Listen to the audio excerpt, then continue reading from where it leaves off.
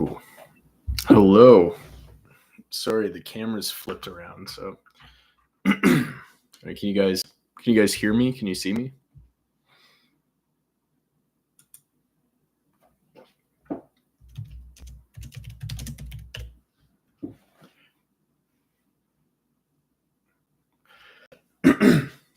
Hello. Okay. Great. Thank you for all showing up. I know I don't really do this that often, and I've been kind of neglecting it for some time. So,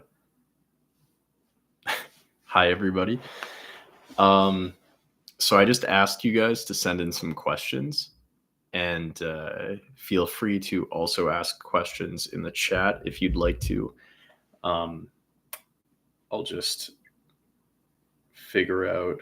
A lot of people always ask about the flag. The flag is the lesbian pride flag, if I'm not mistaken.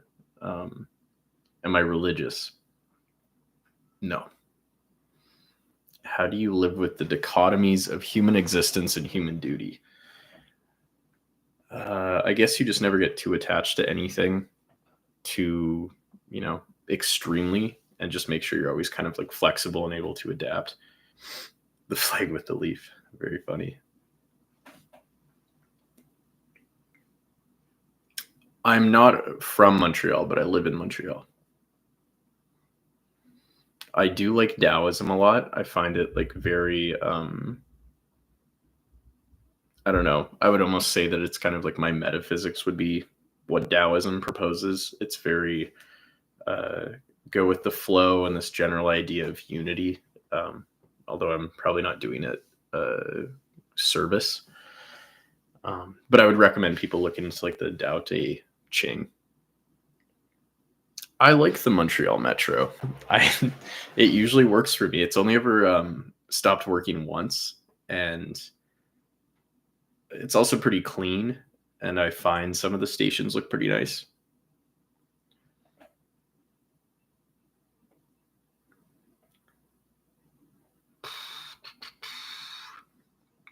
Would you recommend the move from conservative areas in the US to Canada? Depending on if you are conservative, it's less conservative here, relatively speaking. Like we would see even people that are Democrats as more right wing. So if that's any indication to you. Do I believe in determinism? I don't know. I feel like that's something that's like really outside of our scope to fully understand. I feel like a lot of people struggle to stay present in their environment now just because of all the decentralization of attention online and stuff. Yeah, I think there's like studies that show ADHD is on the rise, and it's probably at least partially socially caused. Can you make another Santa video this Christmas? Yeah, that's probably one of my favorite videos, was the Santa denialism one. That was just fun to make. I would recommend it if you guys haven't seen it before. I don't know. I just like kind of making the more chill, fun videos. I should probably get back to that, honestly. Good and bad things about Montreal. Good things, I would say, like the food, the housing here is relatively cheap compared to other parts in Canada. The people are quite friendly. It's very cultural, especially during the summer. It's quite, people are really out and picnicking and, lots of live music. Only downside is really just the, like the winter. If you're not used to the winter, it's icy cold. And I'm originally from Alberta, and it was pretty bad, but Alberta still gets a pretty good blue sky. So here it's just a lot of downcast, and can be quite depressing some days. Would I ever do a fan meetup? I don't know. I feel like I've done a pretty good job in like maintaining some level of space between subscribers and my own personality. So I don't know. That would be really bridging the gap. I'm not sure. Um, yeah, this winter was pretty mild, honestly. It was definitely compared to previous. Like I was able to like go outside in like a t-shirt at the beginning of March, which I've never done before. Governor Mate, yeah, I'd say he overemphasizes the environmental causes of like ADD, ADHD, and that's his more like controversial um, takes. I guess. I guess I would like emphasize. I think that I'd presume there's a genetic component as well. There's like the diatheses stress model in psychology where it's like you have the diatheses, which is like the genetic vulnerability, but that's not going to get unlocked until there's like some sort of stressor. It's like really, really broad, um, really a simplification of that, but that's from my understanding how people typically look at conditions like that. And if you have like black and white arguments where it's like only genetically caused or it's only socially caused, that's kind of a little bit of a that's hard to prove, I'd say.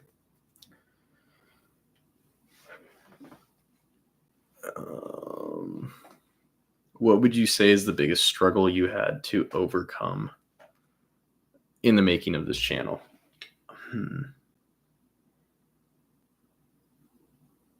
I think it's like accepting the fact that I was a YouTuber. I think I wasn't really.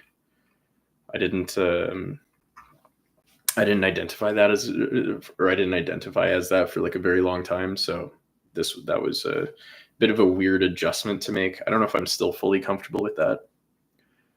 Thanks so much for your videos. Helped me a lot 8 years ago in a dark place. You're welcome. Hope you're doing better. Do you see any common ideas with Negaruna and post-structuralism? I'm not familiar with that name, actually. That's Negaruna.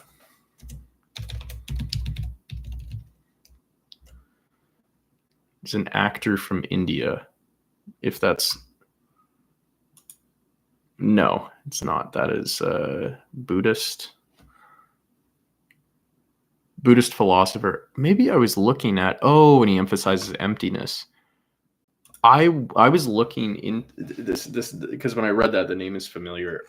The ending of the revolution will not be uploaded video.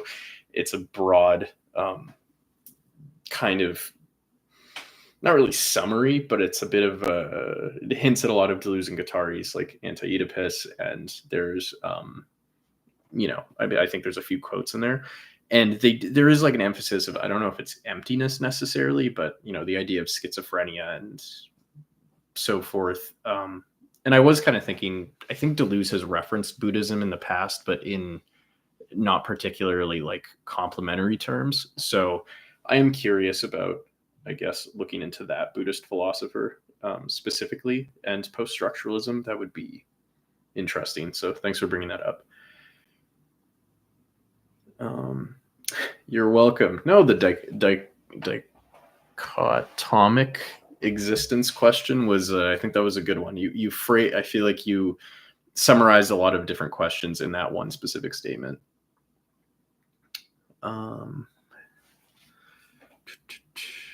What are my religious inclinations? I mean, I think I just like keep an open mind, but abiding by any sort of strict religious structure or discipline, I think I'm pretty intrinsically against that. But we can't, or I can't claim that I'd like everything in the universe can be accounted for by like science or human observation, and maybe there's some spiritual element. As someone nearing the end of secondary school, would you recommend taking a philosophy, sociology course alongside another major? I'm considering chemical engineering. I think more people in STEM, if they're able to do a complementary degree in the humanities, like that's super necessary nowadays. I think with the advent of AI and just industrialization in general, and you know how algorithms work, it's really important for engineers to have an ethics background and also maybe have some understanding in terms of like psychology. Um, so I would really encourage you to do that. Um, what made me start my YouTube channel?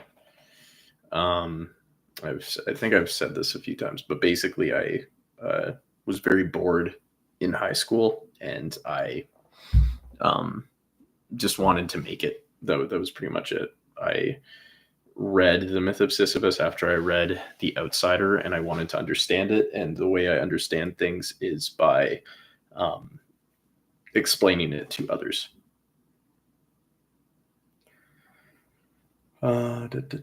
Favorite kind of berry, raspberry. Where do you shop for clothes? I used to I'd go to like thrift stores and stuff. Is it called Marche Flow or something? Like I like the retro look. That's where I got this.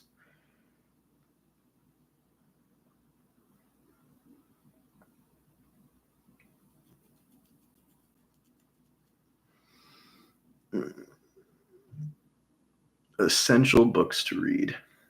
I'll probably do a video or some sort of post for book recommendations in general, because I feel like I have too many. Um, if you guys have any book recommendations, also that'd be great to hear. If you didn't do philosophy, what would have you done? So that's a common misconception. Is I only ever took one philosophy class. I just read a lot of philosophy, and I guess I write about it a lot. And the research when I was in psychology was like aligned with kind of philosophical theory. It was about the good life, so I ended up reading a lot of philosophy. But I don't know if that makes sense.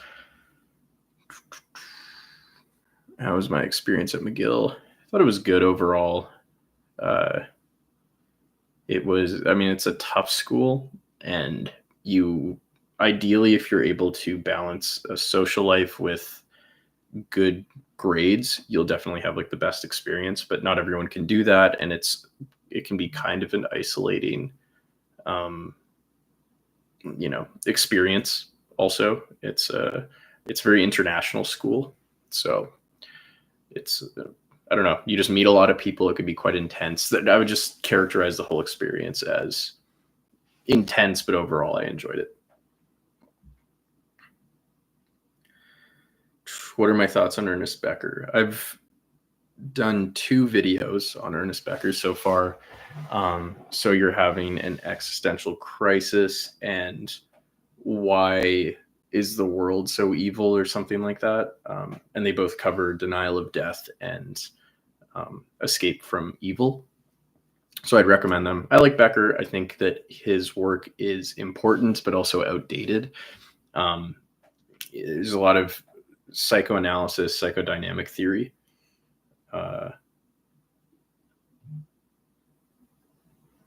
Let's see.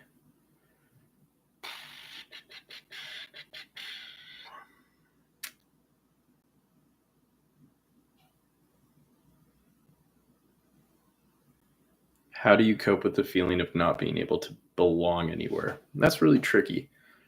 I think naturally when you're growing up, there's going to be a certain point where everyone kind of feels like that, because your own identity is in flux, and you might be limited like resource wise in terms of finding that specific group. But it's going to sound cliche, but kind of just staying true to yourself and keeping an open eye out for when there's people that you kind of click with, like trying to keep your door open, and just kind of like, trying to experience people and not just like write them off, is important. You might not find your ideal community right now, but it's important to be flexible. It's dynamic, our identity. I think a lot of people can be quite like, I want to find specifically my people, and that's not always feasible. And sometimes it's not honestly like what's healthiest for you.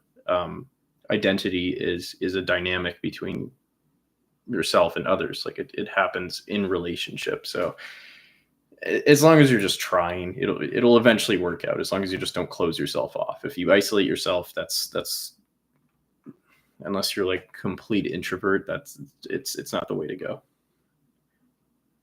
I think there should be more awareness about daydreaming, because personally I daydreamed throughout school and work, then woke up and realized I was doing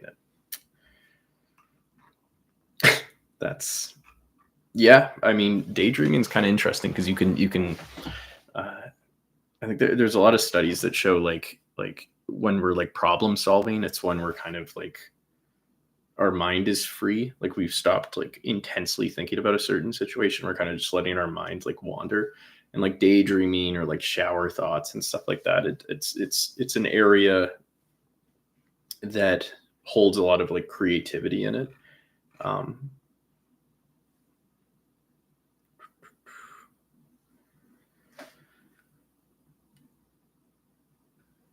How does it feel knowing at least 2 million eyeballs have laid eyes upon you on the great Panopticon podium, orating great speeches to the world?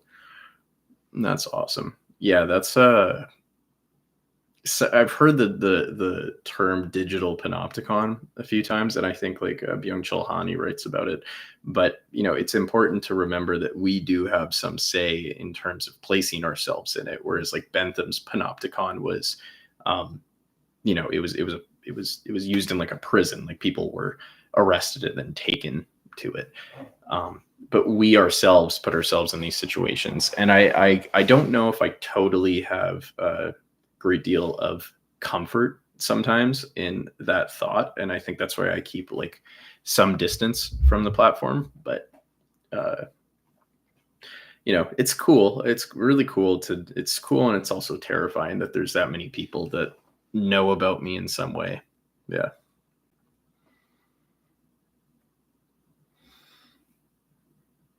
What type of society do you hope for? Example, solar punk. I've been reading about solar punk lately, actually. Uh, that's Solar punk might be the most like feasible. Um, I think it's important to kind of not create like utopias or know exactly which society you'd want to live in, and more so just improve things day by day uh, in the present. And who knows what that's going to like look like by the end of it, but it's just more realistic. And it doesn't necessarily mean simply reforming. It could be like revolutionary action and stuff like that. But it's when we have too strict of an idea of what the future looks like is when we can cause a lot of pain and frustration.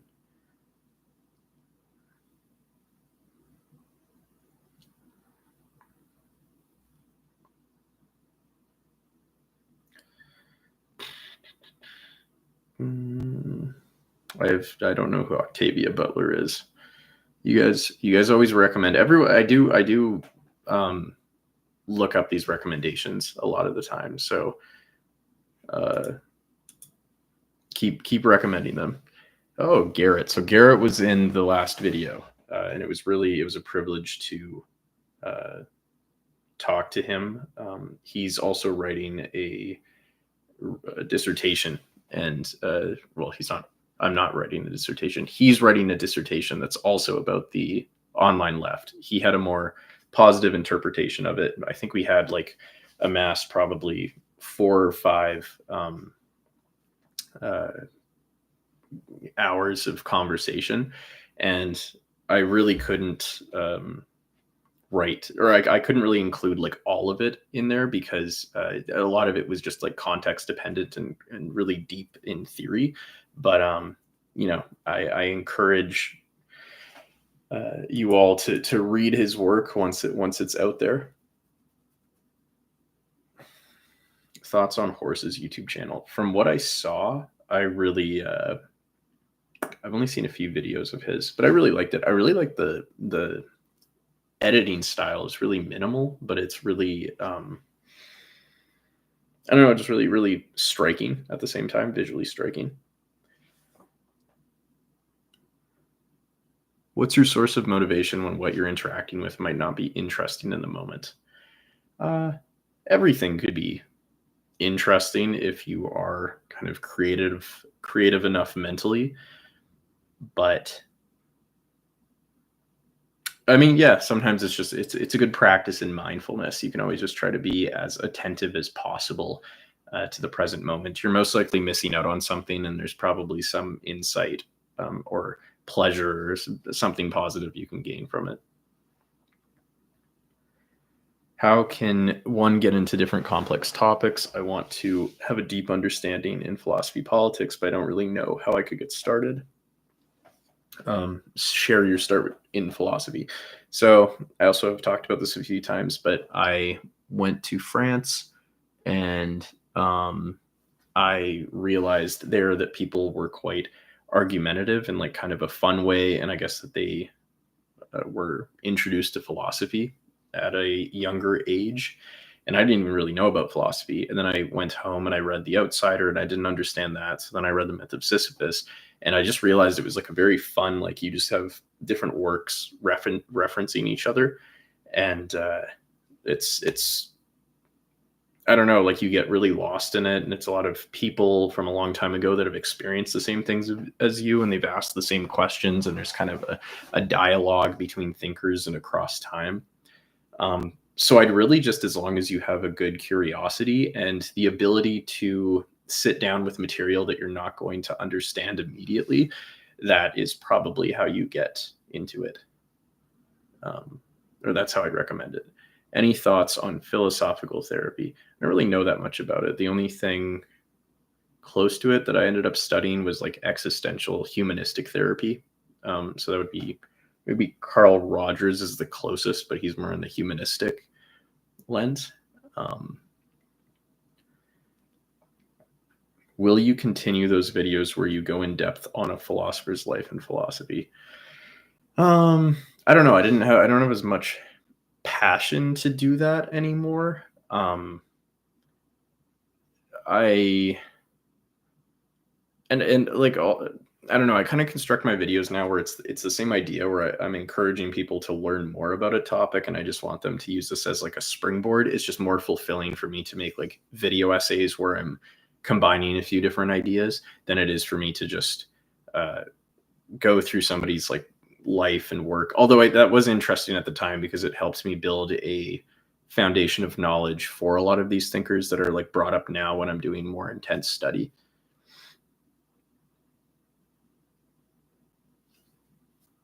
Have your thoughts on any topics you have covered changed much?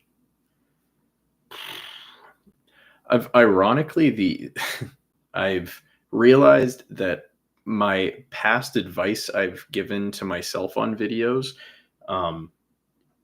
tend to be true, and it's actually that I'm actually failing to live up to that advice or those expectations. I'm kind of like I feel like intellectually I'm like still agreeing with a lot of these things, but who I am as a person still has like some catching up to do in a lot of ways. What's your opinion on modern philosophy and philosophers versus classic philosophy and philosophers? And if you have a preference? I don't really have a preference. I think right now I prefer modern philosophers, but like overall, I don't really have a preference. I like, especially when modern philosophers revive really old kind of concepts. And Terry Eagleton wrote a really good book called After Theory, where he talks about kind of the resurgence of looking up things like, or philosophizing over things like love and justice. And because like after post-structuralism, a lot of those things kind of were seen as, not worth analyzing. So I like when they go back to those. Oh, what do you think about Javier Milei?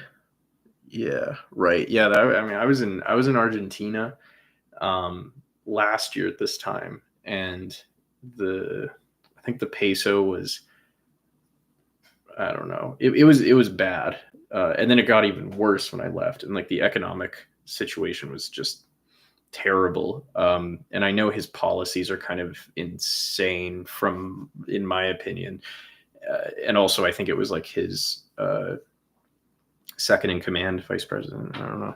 Um, is was like supportive of the military dictatorship, which I really don't like. I Anybody that knows about Los Desaparecidos, like 30,000 that died during the dictatorship, that's messed up. If you have any sort of support over that, that's I cannot, I would not be able to support a regime that's for that. Where do you get the material for your videos, and is there a good way for people who are just getting into philosophy to read about all the different types of philosophical mindsets? I just read a lot of books, and I try to also, I lurk online. Like, I look at certain trends and things, and I just try to stay open and ask questions, and then do like a deep dive and figure figure it out from there. And I would recommend you just do the same, as you just remain curious, and you know pick up whatever. You don't have to dive into the most like academic book about Hegel or anything like that. Just whatever interests you, I would go for that. Favorite YouTube channels? Hmm. I don't even. I'm gonna look. I don't really remember what I've been watching lately. Uh, I like Unpoetic Justice. Actually, yeah, I just recommended Unpoetic Justice's latest video. That was really good. I thought that she said a lot of things that I wasn't able to articulate, but it's how I felt about the online left as a space. I haven't been watching too much YouTube lately, though. I don't really know. Yeah, I took a bit of a detox after I made that really big video where I was just talking to YouTubers.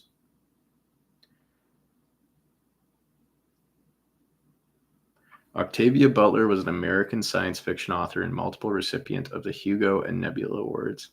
Butler became the first science fiction writer to receive a MacArthur Fellowship. Interesting. Are you wanting to be in front of the camera more often? I like the way you shot your Revolution video. I don't think I'm like the most naturally comfortable being in front of the camera, but there's something in terms of the ease of production compared to animating everything. And I do kind of like this journalistic documentarian approach. So we'll see in the future. I'm considering doing another video that's kind of similar, a lot shorter, but we'll see. We'll see how it goes. If you guys like me streaming, I mean, maybe I'll do this a little bit more, but it's definitely something I have to get more comfortable with.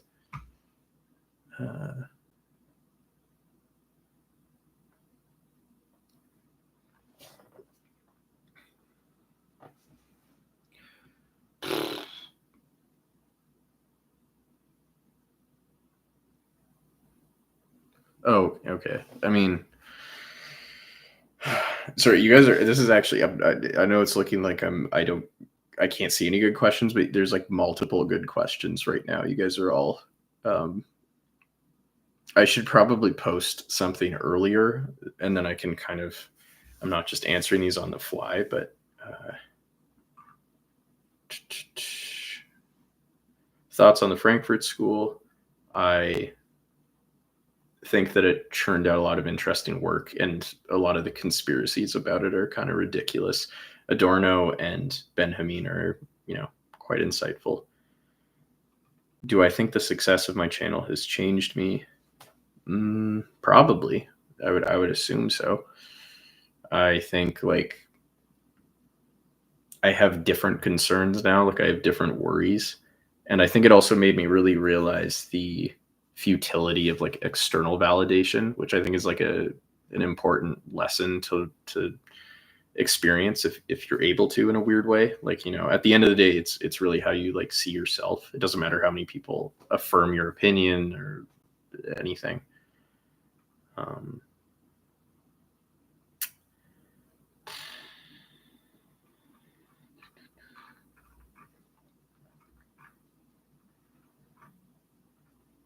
do I find philosophy mentally exhausting?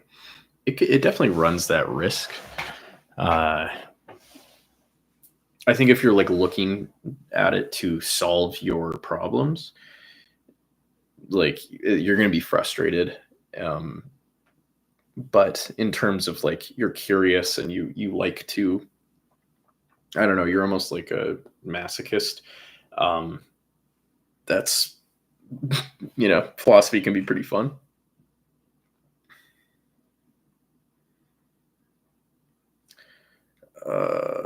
Yeah, healthy gamer. So we it was about a year of organizing some sort of conversation, and they kept giving me the dates, and then I reached out to confirm because it was going to happen pretty soon, and then they just said that he's busy. So I don't think it's happening anymore, unfortunately. Have you listened to David Foster Wallace's "This Is Water" speech? Yeah, I actually I talk about it in the depression video. Um, it's the fish joke is quite um, relevant, I find.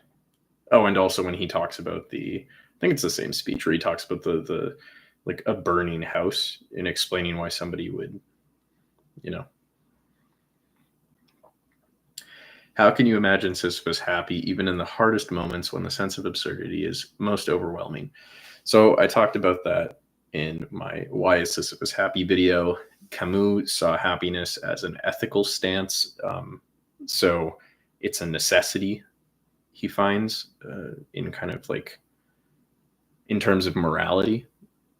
And I would recommend checking that out. I think I use like acceptance commitment therapy to uh, explain that one.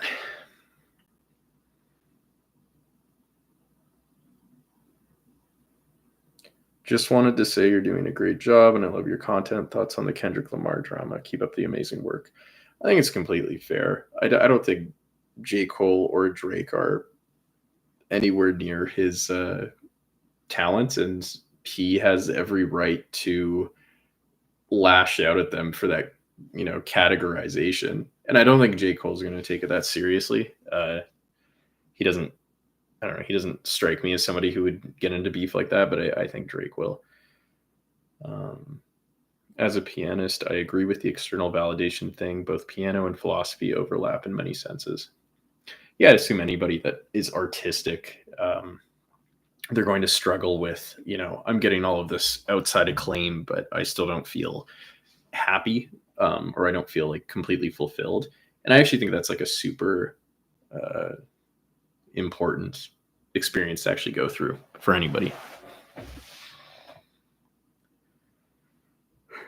Um, do you have any thoughts on how Western ideals may hamper uh, our search for meaning as an interpersonal experience and not as an individual spirit? Hamper search for music.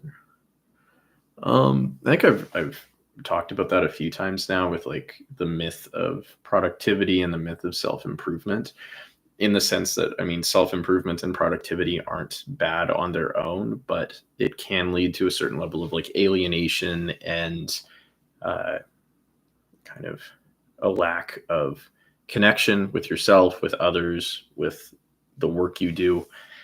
Um, Also, just like Western culture tends to be extremely abstract, I think.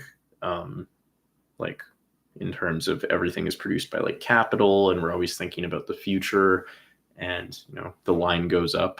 So in that sense, it definitely has some sort of effect on us. Maybe it's not culturally specific though. Maybe it's the East and the West.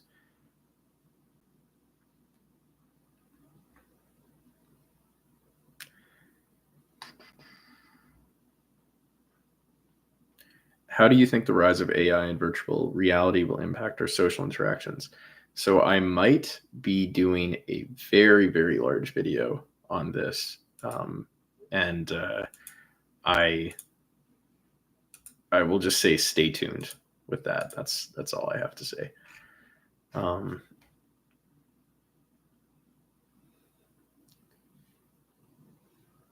do you think self-improvement would exist as a concept outside of capitalism?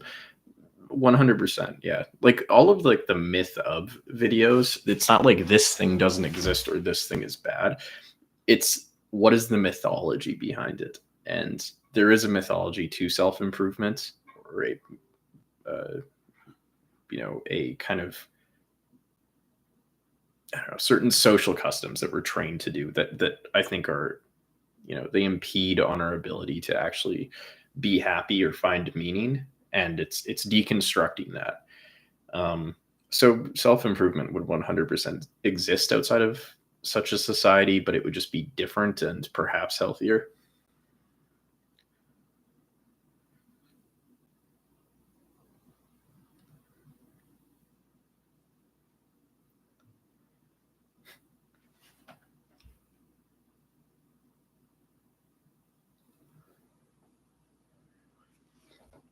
I have heard about indigenous futurism somewhat. I think that came up in an anthropology class that I was in. I kind of want to talk about that and um, the idea of like ancestral ties. What was it called? Kinship. Um, no, I'm not sure. I forget exactly what it was called, but it was this kind of like culturally this really beautiful kind of emphasis on familial ties and tribal ties, and how it just doesn't translate to the legal system a lot in Canada. So something I definitely want to look into. Do you think do you think Mark squeezed his hog every day? Um, I mean, there was some sort of, I don't really know Marx's personal life that much, but like, was it he drank a decent amount from what I recall um, hearing. Although I don't know if that's true. Uh, I don't know. I heard that there was like a movie made on him, but I'd assume that um, it wouldn't be that interesting. It'd be like a movie on Hegel. He was famously a slob. Damn, that definitely doesn't help some of the stereotypes, I guess, that the right accuse Marxists of being. Do the songs used in All About Me in recent streaming video reflect your music taste or house cat? I'd say both of ours. Like we both talk about like which which things are going to like work for which scene, and he just does like an extremely talented job at kind of covering them, but like with his own style. And I'd really recommend checking out his work. It's I don't know, dude's hella talented.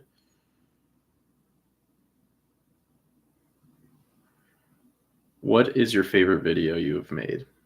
Hmm. I do like the last one. Not like the animation, but the total thing. Just in terms of, it was very fun to make. It was kind of everything that I'm kind of interested in. So um, yeah. Yeah, I also read Zen and the Art of Motorcycle Maintenance, and I was kind of let down by it. It's been a while, so I can't quite remember what I honestly, I just kind of like the passages where they were just talking about like the road trip. I found that like the philosophical stuff felt like a little bit forced in there.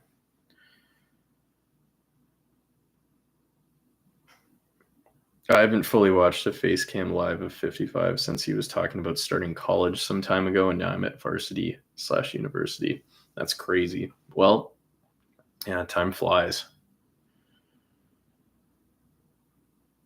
Appreciate the 2 hour video. Please don't get discouraged by the lower view counts. I saw a few comments on this in the community post also. I'm not particularly like view or algorithm brained, I guess. I know which videos will do well and I know which videos will not do that well.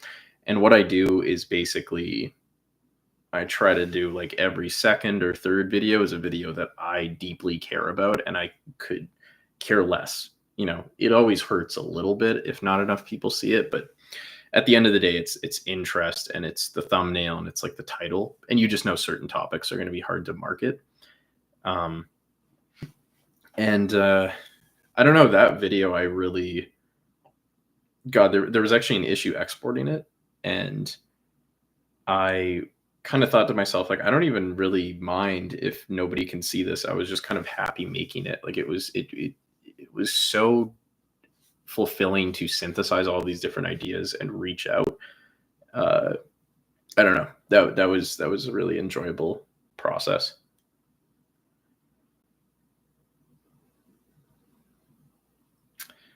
The philosophical stuff was at odds with the main story. I find it interesting how things that are profound to one person are just ho hum to someone else. That's about, yeah, Zen and the Art of Motorcycle Maintenance. I agree. I never read it, but I've heard similar complaints with The Alchemist. Um, although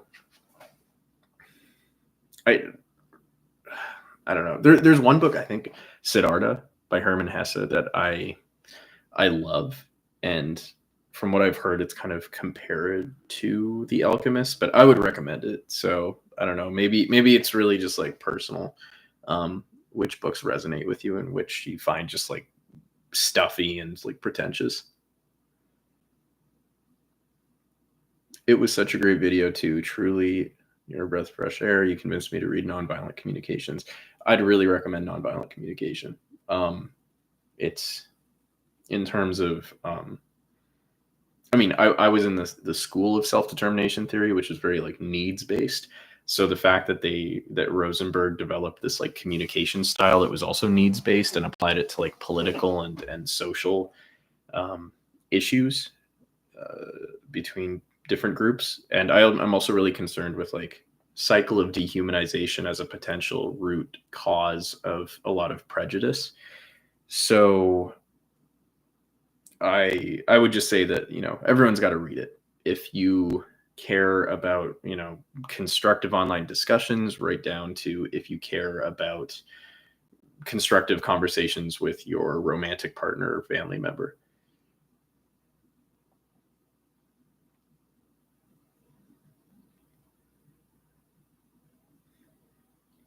What kind of change in general do you think you're making in the minds of your viewers? I just hope um, that you guys are getting more curious about things and you're reading, and whatever I mentioned, you guys aren't taking me as like the final say, but it's more of like a launching point to uh, you know, more philosophical discussion. I think that's important.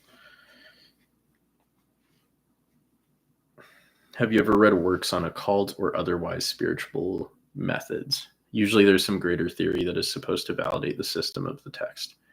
I mean, if you have any recommendations, I haven't uh, really explored that all too much. I've read a decent amount of Buddhism, and I have the Aldous Huxley's book where he kind of analyzes a lot of different religions. I don't, that's like the closest I've got.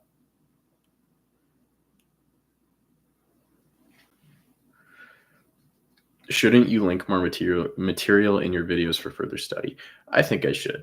Yeah, that's a good idea. I think I've been kind of a one man show for a little while, so I'm trying to organize things a little bit more, and um, you know, that with that will hopefully come like certain things, like I'll be able to provide larger kind of further reading sources beyond just the sources I use in the video.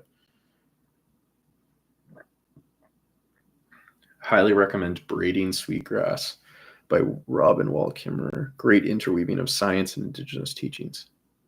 Okay, I will check that out. Braiding Sweetgrass. That sounds familiar, but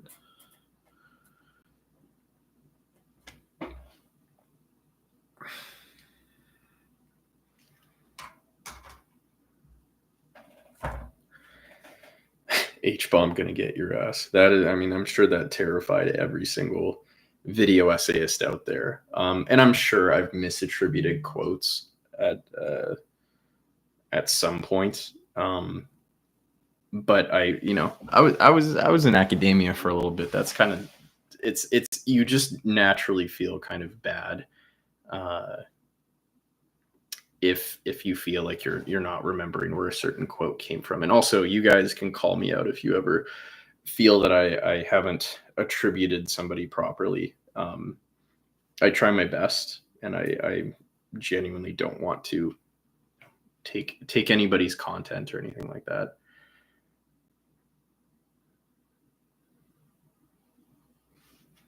You should play music on your streams. I don't even know how to stream. It was a struggle for me to figure out how to actually start this. So maybe we'll get there if I keep streaming.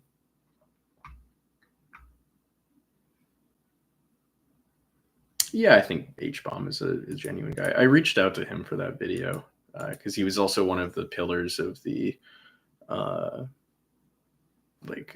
original like bread tube, like him and ContraPoints.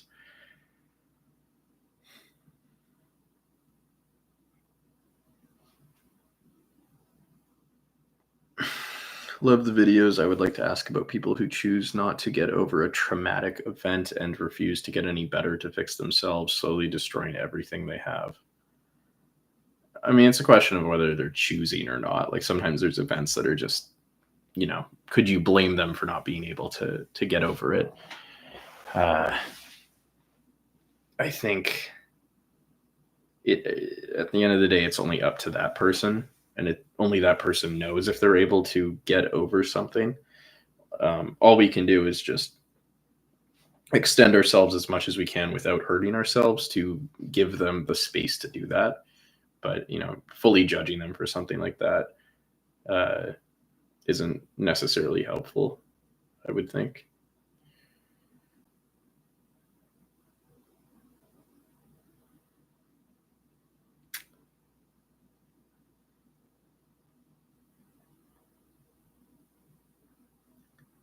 What sort of music are you into? You give off American football vibes. I haven't. I actually have never listened to American football. I'm going to be honest. I just know about the album cover with the house.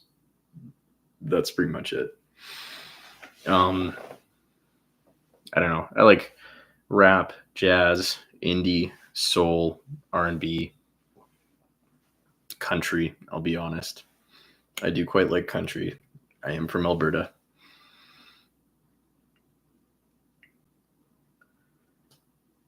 I need to listen to American football. Okay, I'll try it out.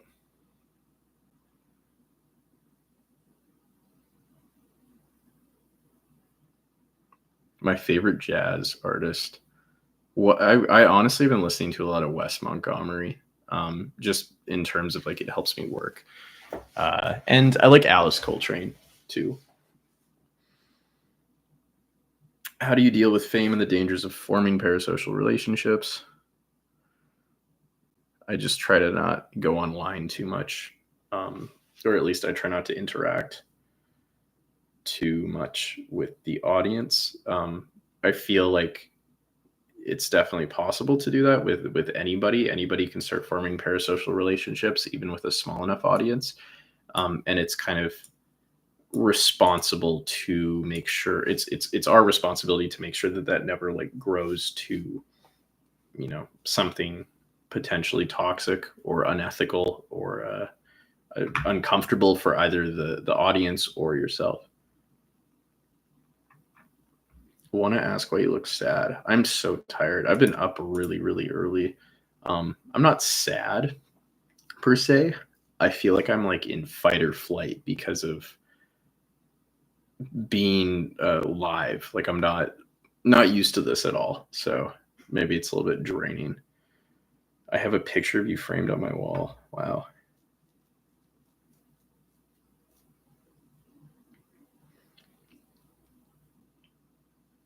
Basically, all your videos on love are very both sided, positive and negative. Have you ever found love? What influences your perspective on it? I mean, you just got to be on both sides, be the good guy and the bad guy, and you know, after enough time, you just realize that it's just people are people, and situations happen, and nobody's really to blame. All you can do is just like learn from it. Oops. I was just in academia, just in the sense, yeah, maybe that's a little bit like I'm going into grad school, but I was just in a research lab for all my undergrad, and then I published a paper. And I was doing a lot of research, but so in that sense, it was academia, like doing like the what do you call it? Like yeah, submissions to the editor, and then all of the corrections, and all of like the lab meetings and stuff like that. But I have not yet uh, like done anything like in grad school yet. So don't take anything I say with any um, level of confidence.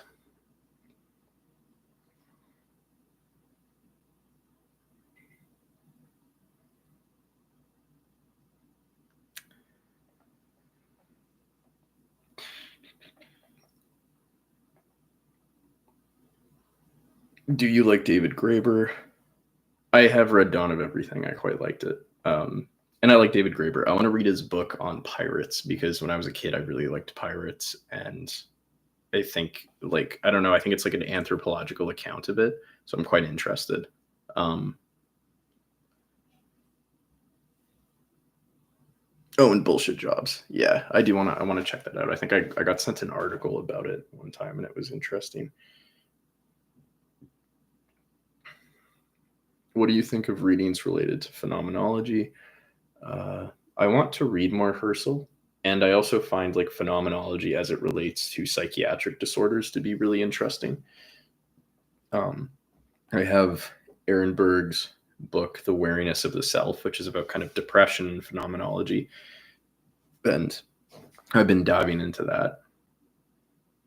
You've been reading the Pirates book, yeah? No, I'd like to hear your what exactly it's about, honestly, because is it about kind of the societies of the pirates, like, or like how they organized socially? Because I don't know, I just found that so interesting.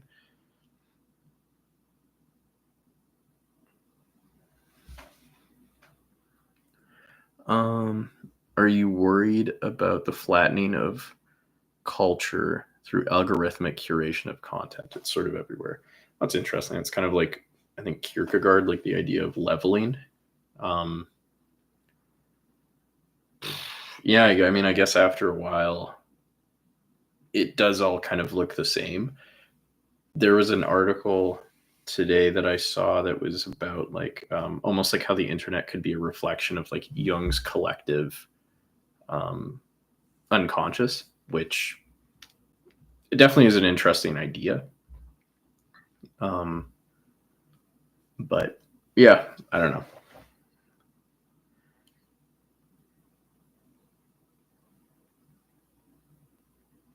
Do you ever feel that you may be thinking too philosophically in life sometimes? Not sure how to word this, but I feel like I have a better grip on life when I let go more of the analytical side. Yeah, no, I do try to compartmentalize it to mostly just when I need to think. Um, I try very hard to turn my brain off in other areas of life. You know, I still try to be curious about things, but I try not to be super like taking into account everything.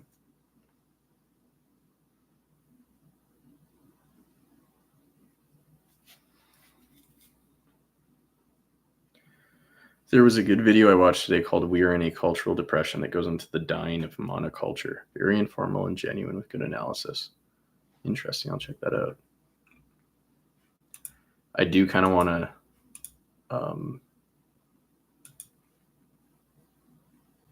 I do want to play the Lil Wayne song. I think I'll get a copyright strike though. So,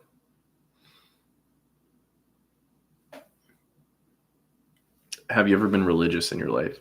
No, no. I was never raised religious or anything like that. Do you play video games? Yeah. I find that I have to kind of get myself in the mood to play games. Like, I'll play.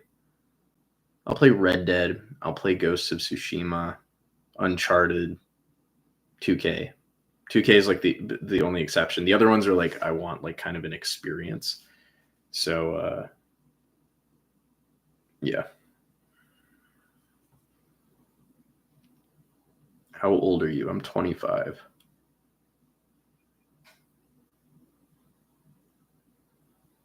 Is thugging it out the answer to the epidemic male loneliness?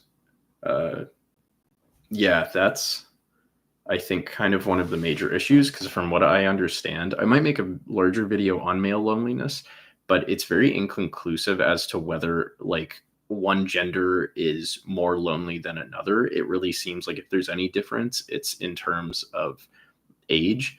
So older women tend to feel lonelier, and more like middle-aged guys tend to feel lonelier. So like elderly women. That was the only kind of conclusive evidence, and I think there was like some link. This was a meta-analysis, but there was like some link that individualistic culture appeared to interact with male loneliness. So those are the only things that I can like look at concretely. And then I guess I would say that in like I would hypothesize that thugging it out might actually be the issue. Male friendships might not allow for emotional vulnerability the same, or emotional disclosure the same way that like female friendships might, just due to socialization or whatever, certain cultural norms. And men might just like literally, if they already feel lonely and then their sources of emotional support are also not very satisfactory, that can enhance the loneliness. So that's that's my hypothesis, but I'd love to do like a full video on that. Yeah, I've heard about Disco Elysium. I might look at it. I haven't seen Poor Things, but I want to check that out.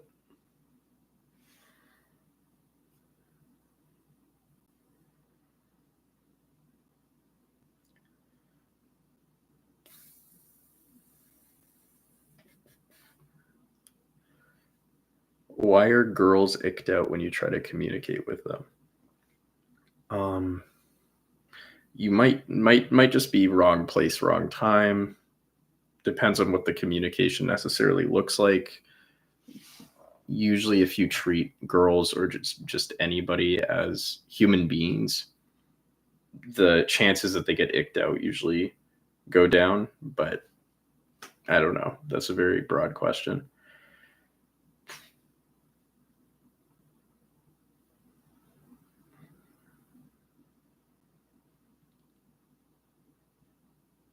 What do you say to people who think everything is political? I think it's everything can be political, but not everything has to be political, depending on like the context. Like, hanging out with your friends or something, and somebody constantly brings it back to that is kind of annoying. Even though they may be like correct that under a certain level of analysis, maybe they're right, but you don't always have to. I don't think true apoliticism necessarily exists, but at the same time, there are moments when we can choose to be apolitical. How are we defining political is basically anytime you're trying to argue or define or relate whatever is going on to how we organize power amongst ourselves.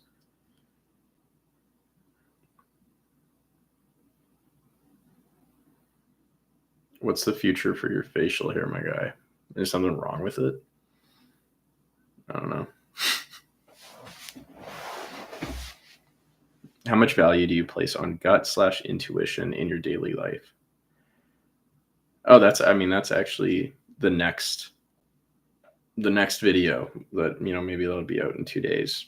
Actually has to do with that. If you guys are familiar with the heart mind in like ancient Chinese philosophy, what I'll be talking about, and also Damasio's like Descartes' error, the somatic marker hypothesis. What about treating girls as goddesses? Is there hope for the future as a 13-year-old? There isn't.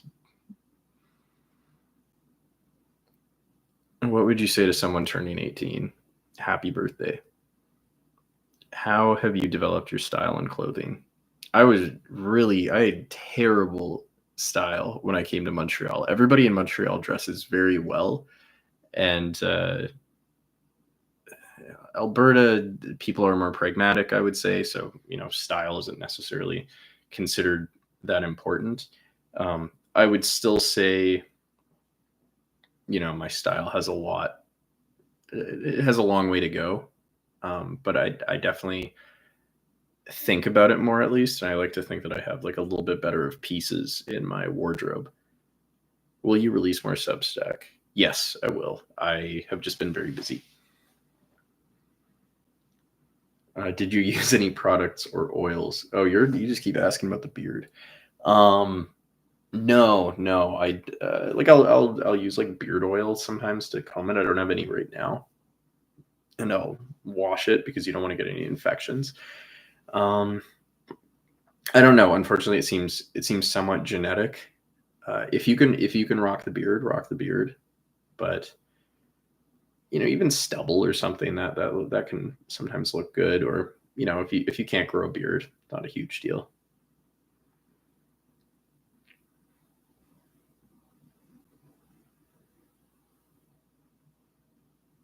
Have you ever read Blood Meridian? I really want to. I watched No Country for Old Men a couple months ago, and I quite liked it. And yeah, I heard about the how graphic that book is. I don't know. It sounds cool.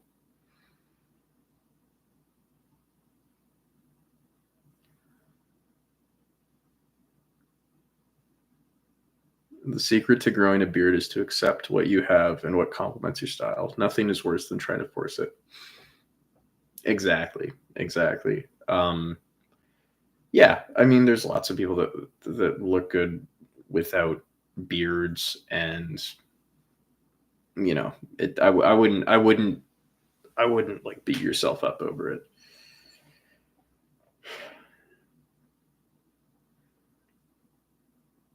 How much do you enjoy producing content? Definitely depends on what I'm making. I think, as I said earlier in the stream, if it's content that I wanted to make this no matter what, doesn't matter who sees it, that is just so fulfilling for me. And every once in a while I do that, and it does really well. And then every once in a while I make like a video where I'm like, I just had to make a video. But it's still a topic I'm interested in. Like, I can't say that I've ever been like dreading making a video. Do you take Adderall while filming your videos? No, I'm not on any medication. Can I sample one of your videos on an ambient track? Go for it. Why is there no hope for a 13-year-old? Total loss of freedom on the future technocracy.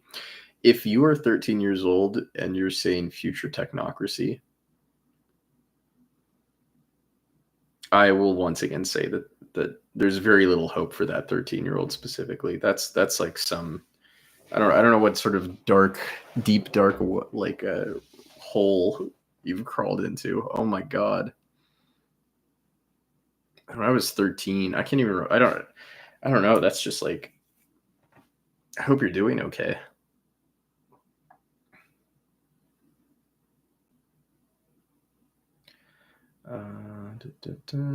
Any niche interest, philosophy, or something else that you're dying to talk about?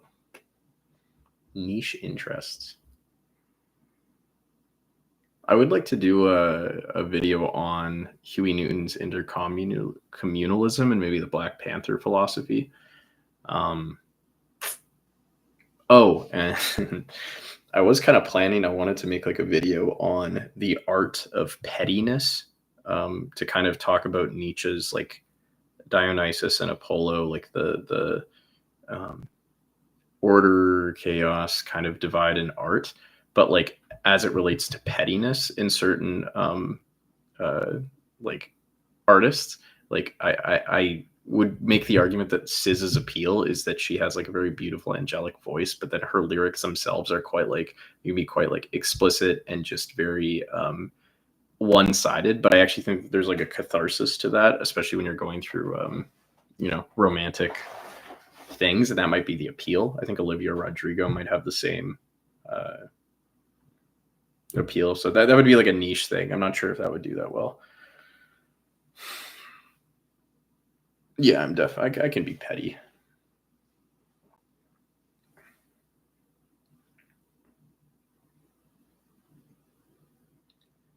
Chronically Online might be the most important video on the internet. Oh, I really liked making that video. That was a fun video to make. I can't wait until the philosophy of being 13 and afraid of girls video.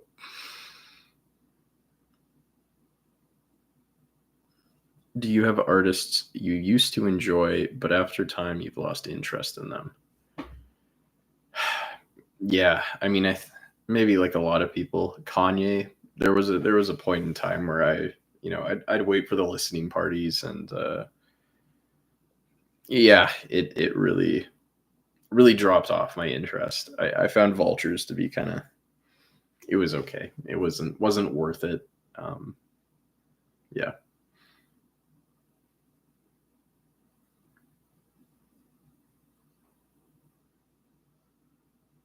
I mean, losing interest in the sense of I don't find his like artistic output as interesting before. He's definitely an interesting person, um, but nothing.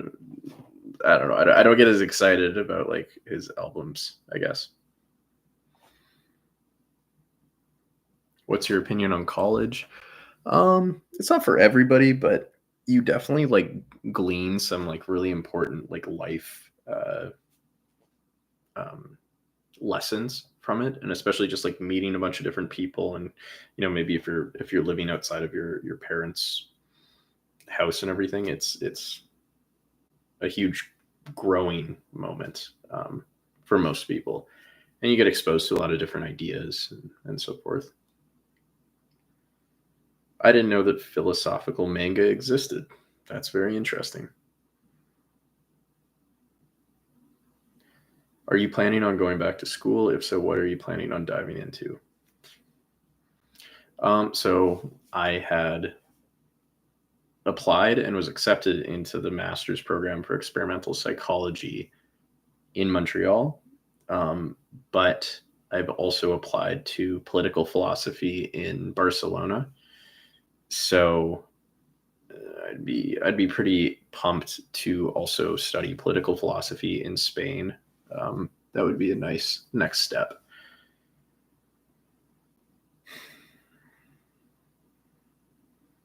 Skateboard. I used to skateboard. I was never that good at skateboarding though.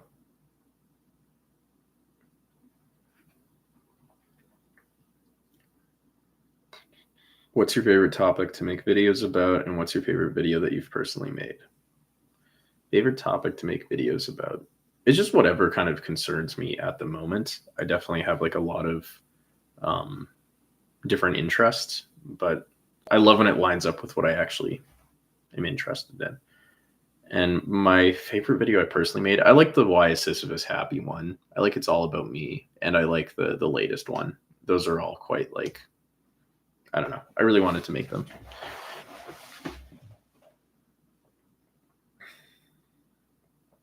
Do you follow any sports? I think a sports and philosophy video would be cool. I do. I follow basketball. I already made one. It didn't do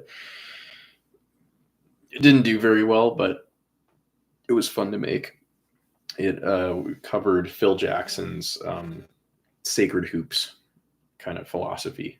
I also made a video called "Be Cool," which covered Walt Frazier's guide to cool. Walt Clyde Frazier, who played for the New York Knicks, and that one I really liked. That one did pretty well too. That was a fun video, but not really, I guess, sports related. Myth of Self Improvement is my favorite video. That was one that I kind of had in the back of my head for a long time, and yeah, the idea of like burnout, um, it's important, and definitely being conscientious over our own motivations and why we do what we do is important. Would you have fought alongside the Catalan anarchists during the Civil War if you were alive back then? I cannot wait to learn about Spanish history. I was reading about just like the last 40 years this morning, and they're a fairly young democracy. And like the Second Republic is like kind of like the thing that they look back on as like the beginning of that democratic process before like Franco.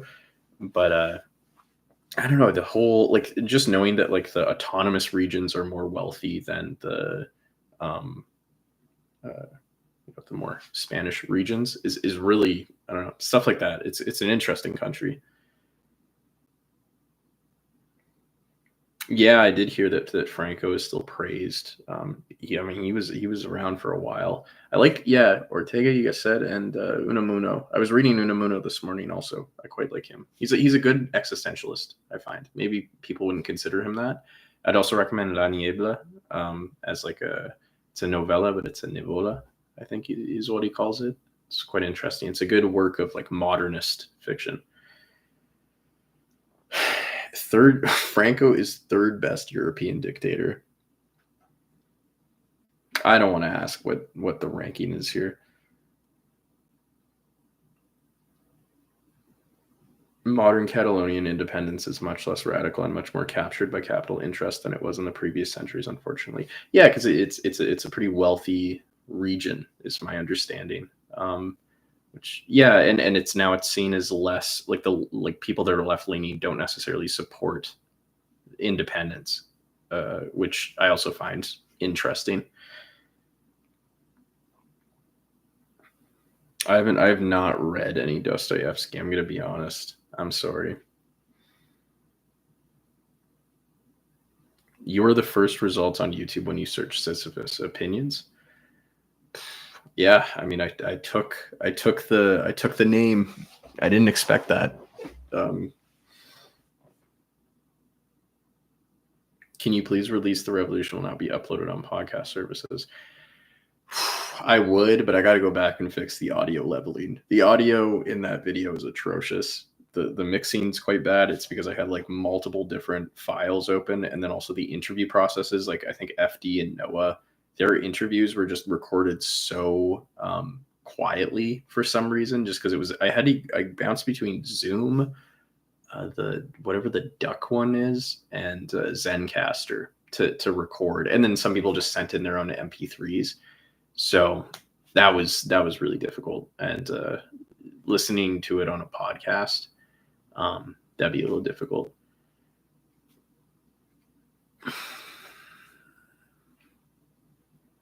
Yeah, the recording was pretty rough. if it was too late in the process, honestly. Do you exercise? I do try to exercise as much as possible. I wrecked my knee playing basketball recently, so I'm taking a few days off. It's like cracking a little bit. Um, but yeah, like last week, I'll go to the gym a bunch and try to do sports when I can. Favorite alcohol if you drink, of course. I'm a beer guy, and I like port and wine. I haven't drank in a month and a half. I kind of just stopped because I need to like focus on things. So I have had a shawarma wrap. They're pretty good. Can we see some basketball content in the future? Yeah, I mean, if we ever get any clips of me during the summer, but my last game was bad. Oh my god. It was not good at all. Um, need to get back to training a little bit. Yeah, I'll do some slow squats for the knee cracking. Thanks for the advice.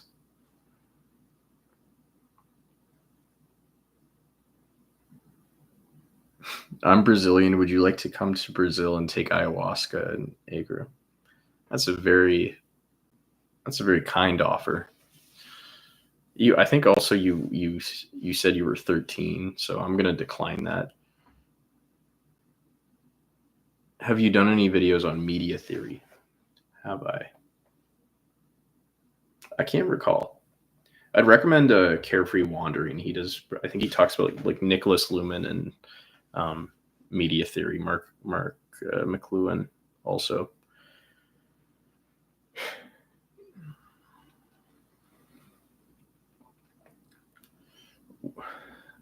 What was your favorite and most hated thing about McGill?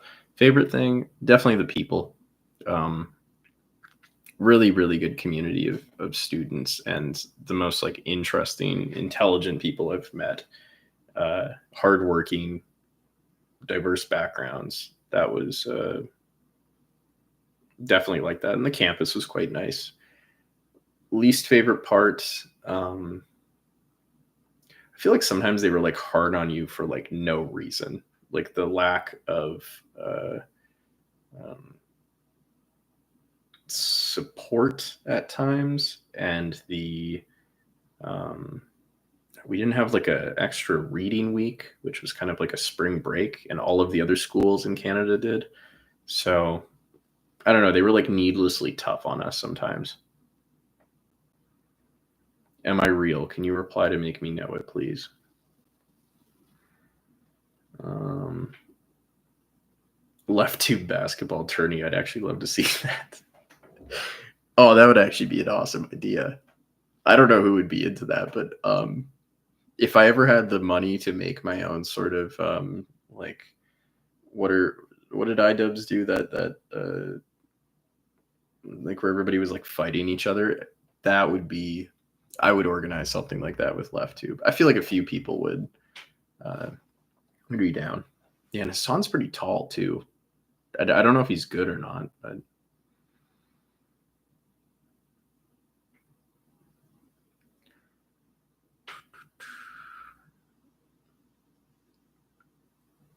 you should make a video about brain rot. I feel like most videos I've made are about brain rot. Thoughts on Meditations by Marcus Aurelius. I liked it a lot. I read it a lot in high school. Quite insightful. Got me into Stoicism. I love Wise Blood. I listened to her last two albums like pretty consistently.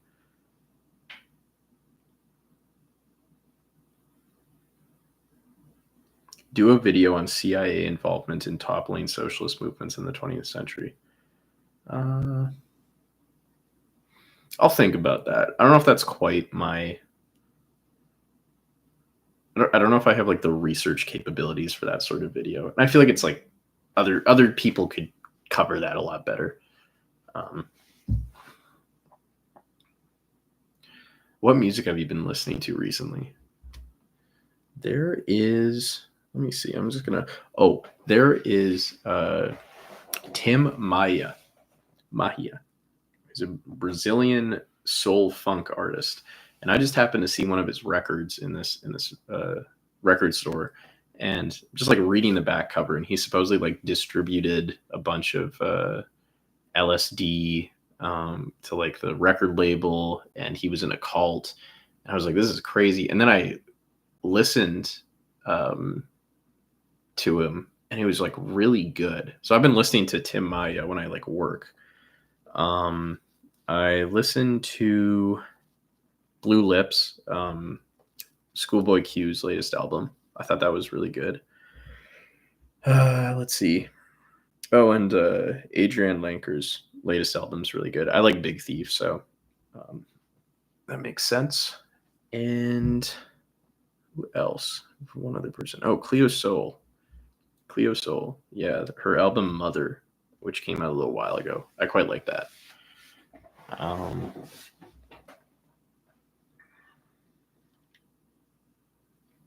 Yeah, Tim I is amazing, and his whole life story is just crazy. I've read a lot of books by Krishnamurti. I think a lot of his thoughts have implicitly impacted a lot of the points I raise in videos. I have what are you doing with your life, which just sounds like one of my video titles. Um, Awakening of Intelligence, On Fear, Think on These Things. Those those books. I think I have a few more, but I'd really recommend Krishnamurti. Will you ever come to the UK, or do you love yourself? I love myself and my, yeah, I don't know. I've met some good British people. I'm sure that there's like maybe it's just I don't know, the weather and the atmosphere just seems really similar to Canada, so I don't know why I would go all the way there. And the people that I do know that like live in London, for example, just say it's like extremely expensive. So, and they never tell me to like, they're like, don't visit, don't come here. Um, yeah.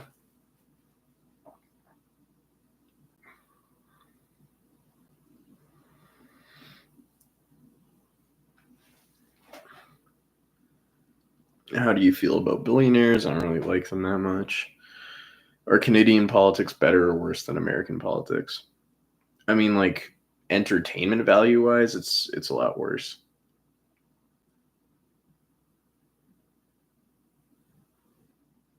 Do you think the fear of death drives people to be irrational in belief systems? Maybe it's not necessarily fear of death, but like attachment or like fear of detachment or fear of uncertainty or the unknown. Um,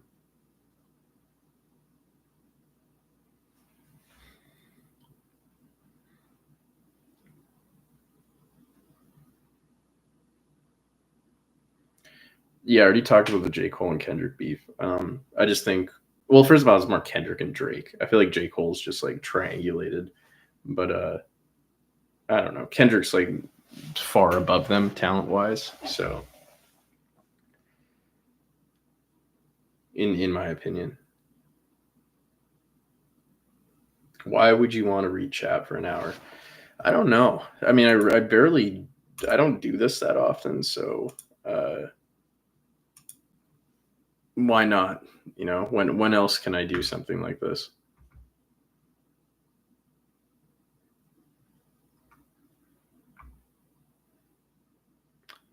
I, I am not gay. That's a lot of questions that are asking that.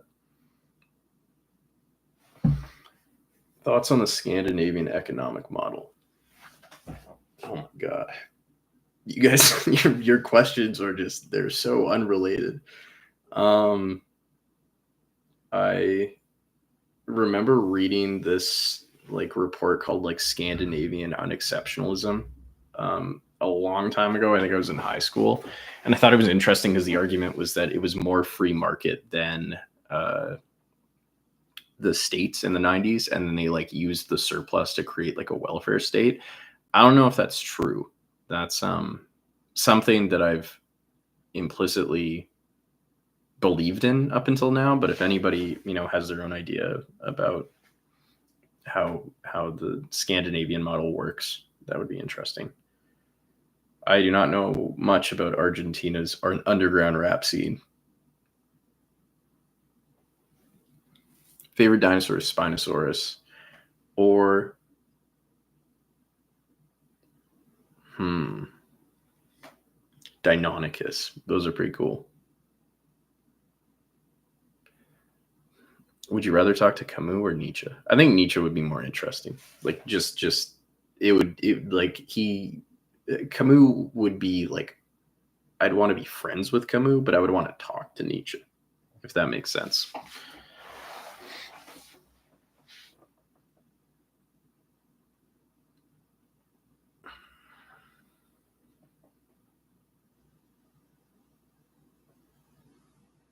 I don't know what Drain Gang is.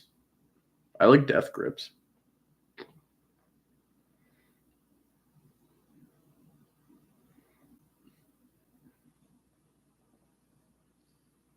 Do I believe in soulmates? No, I don't.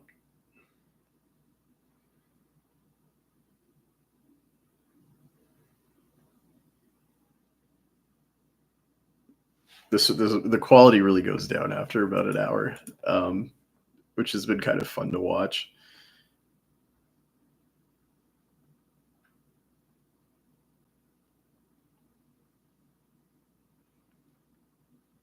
Is Canada a real place? Come and find out. Thank you, Larry. Yeah, I wish if you guys can play that song yourselves, that'd be good. I don't know how copyright works on the streams. The last video, the one with the horse and everything, we actually had a cover of Wild Horses by the Rolling Stones. And it's a very separate cover. It had like a trumpet in it and everything. But the copyright it completely messed up yeah, like they claimed the cover as a copyright. So that was unfortunate because it really worked with the vibe of the last video.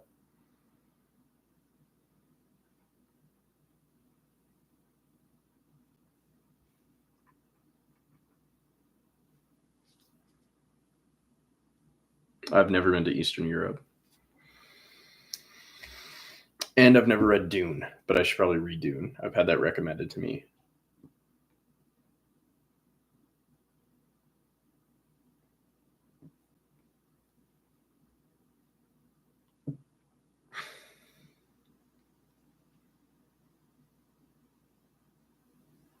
Basketball related content. I don't know. I'm surprised that this is like I don't know if it's the same person saying it, but yeah, if you guys want that, I mean, I don't know what I would do, but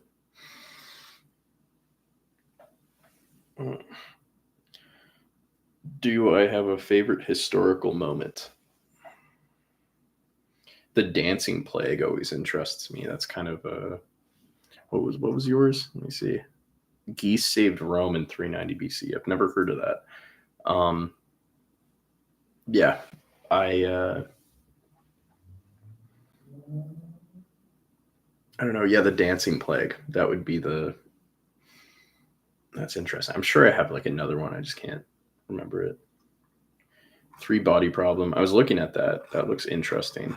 Might watch it. I'm actually just watching Casa de Papel because I've never actually seen it. Just to practice the Spanish a little bit.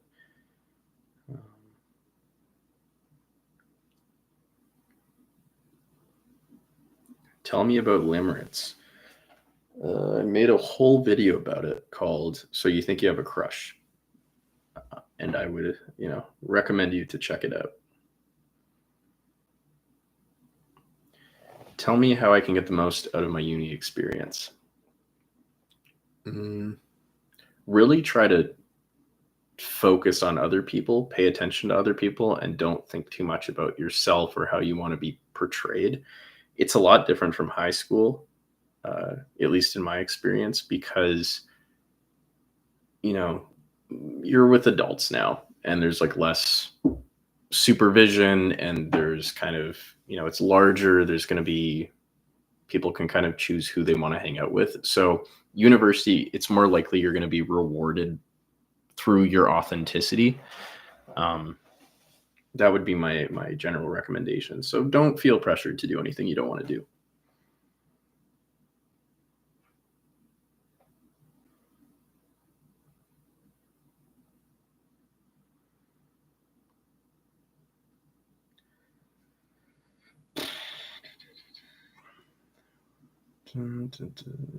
Who are you rooting for in the World Cup? I don't know. Oh my god. What did I study at uni? Studied psychology.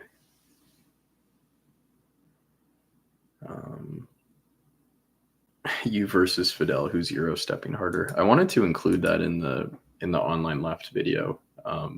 Yeah, because I guess Che Guevara complained about Fidel Castro using the Euro step, which honestly, I mean, back then that would have been impressive because I think the NBA probably would have called that like a travel.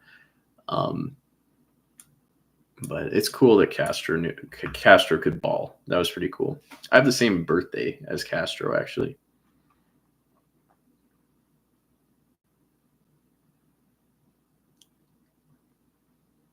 Why do you think your most popular video is as popular as it is? People are not doing well. I think that's it. Every once in a while, I see it spike up, and I'm like, oh, I mean, it's good that it's out there for people to, if it helps them, but it's unfortunate that's the most popular one. What is the best way to make online talk reality? I do think nonviolent communication. That was the answer that I would give. It's like systematic, um, and it requires patience. Problem is a lot of online talk, because it's like algorithmic, and especially between creators, it's very like profit driven and views driven. It's going to disregard any level of patience or understanding, because that's not um, doesn't serve the interest of advertisers necessarily, because it's not as interesting for people. Straight up, nonviolent communication is very boring. It doesn't lead to any inflammatory discourse.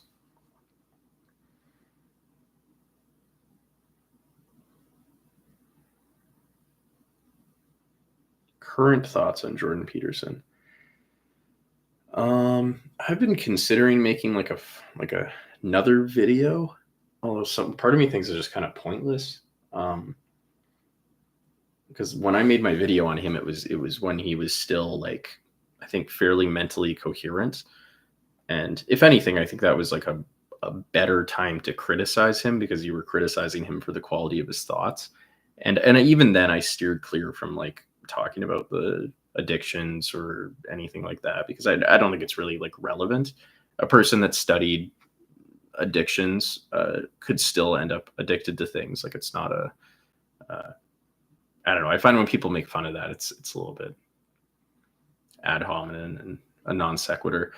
But what I think of him now is, I think he's like a conservative pundit who's being paid off by fossil fuel companies, and it's disappointing. I think that's all.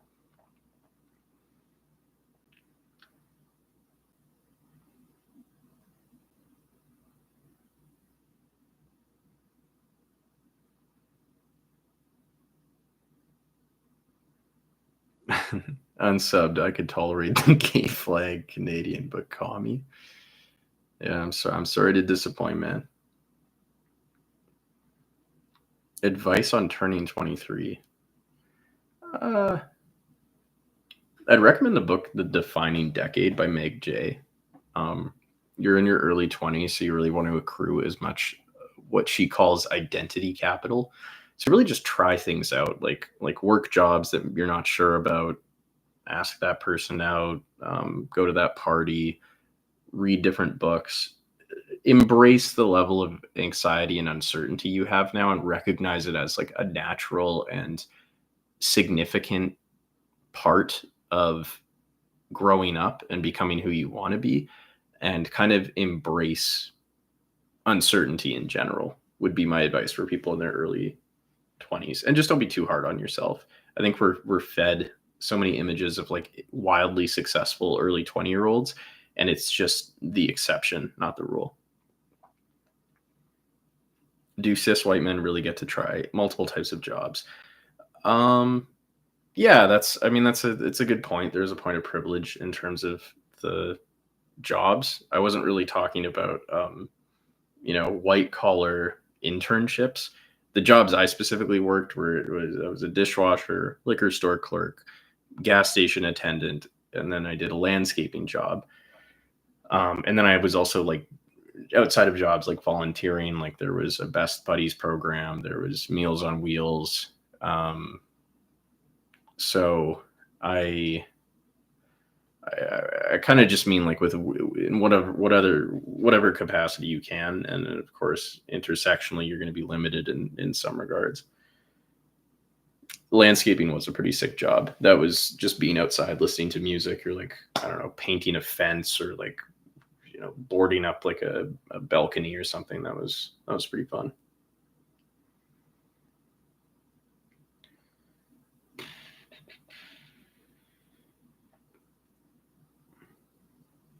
How do you define the online left?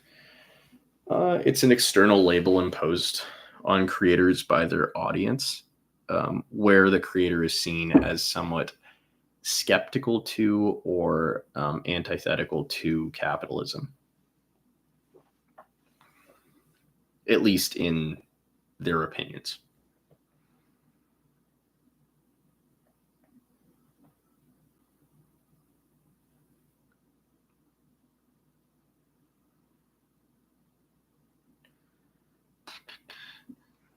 Do you think English shapes your thoughts? It's interesting. I think that's like the Sapir-Whorf hypothesis that was supposedly disproven of like whether language like shapes cognition or something like that. I don't know. I haven't looked into that in a long time. I don't really remember what the evidence leaned to.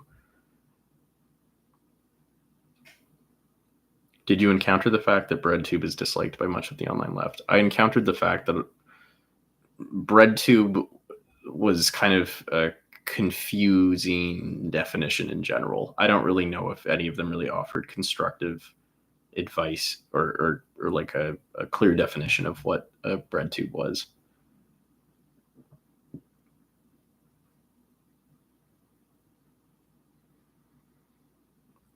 Um, my knowledge of Exterbia is there was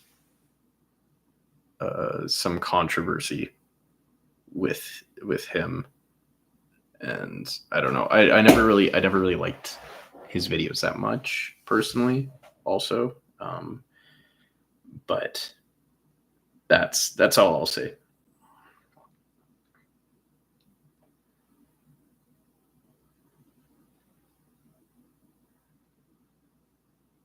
If a person as sophisticated and thought through as Jordan Peterson can be bought off, what do you think of intellectualism?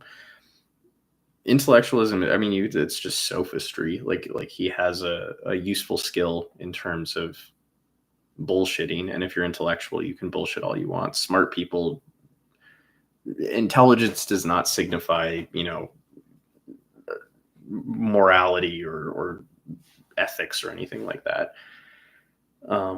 It just, you know, he has a useful skill, basically.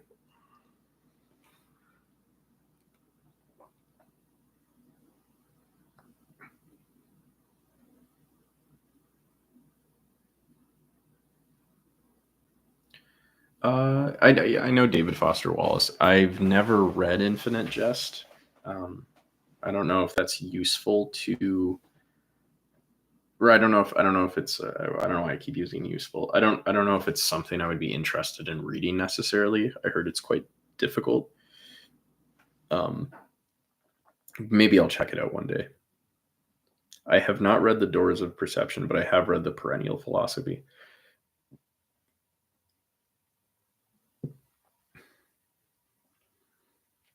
As someone who graduated from psychology, do you place this field over that of social work in terms of therapy?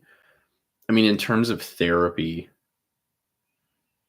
it's, I guess, supposedly it's going to, I don't know, because social work's a really broad field also, but just in general, social work is kind of like, you can make the argument that because social work is kind of more accessible, that it's a bit more effective. Like therapists are usually more expensive, so you're going to kind of be helping wealthier, more privileged people. I think, I don't know if this is a very good opinion. So in some ways, social work could actually be more valuable because it's able to help a larger amount of people with lower barrier of entry. Um, but I don't know.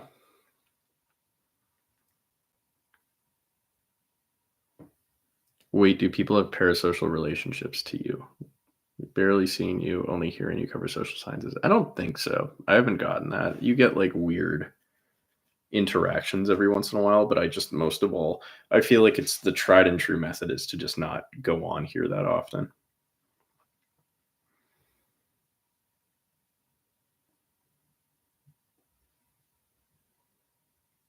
Should we be paranoid of therapists and social workers?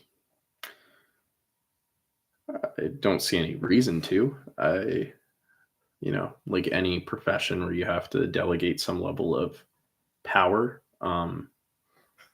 you know, you should be skeptical and critical and keep your guard up to some extent. But, you know, I'm sure that a lot of these people are just doing their best.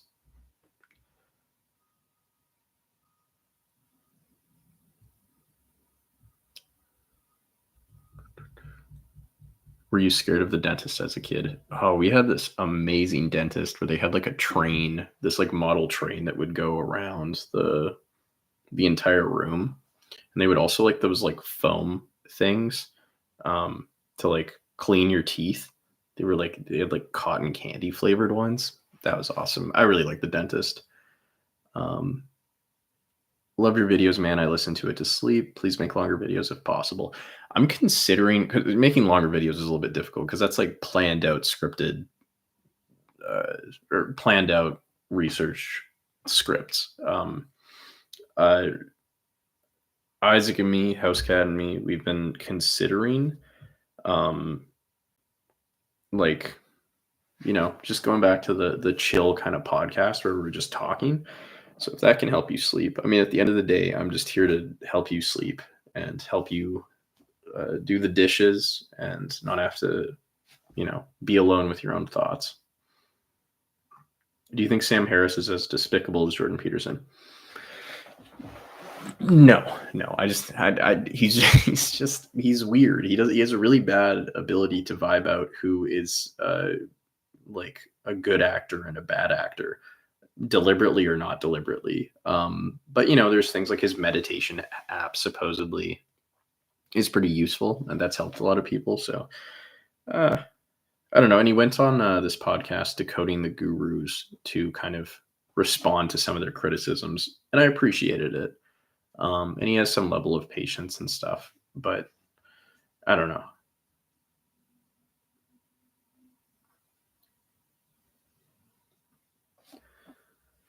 Um,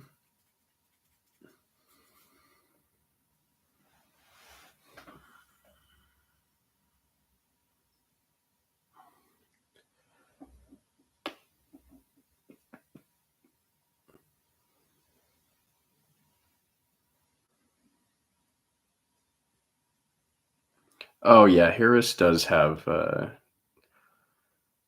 past of Islamophobia. Now that I remember, um, yeah, that is true. I guess it was like framing, compared to Jordan Peterson, because Peterson's just said some like insane stuff that he doesn't even try to justify. Um, Sam Harris just seems like kind of lost. Although I can see that people would take his views to justify Islamophobia. I mean, I'm still not a fan of the guy. It's just like, is he? I don't see him as more despicable than Peterson.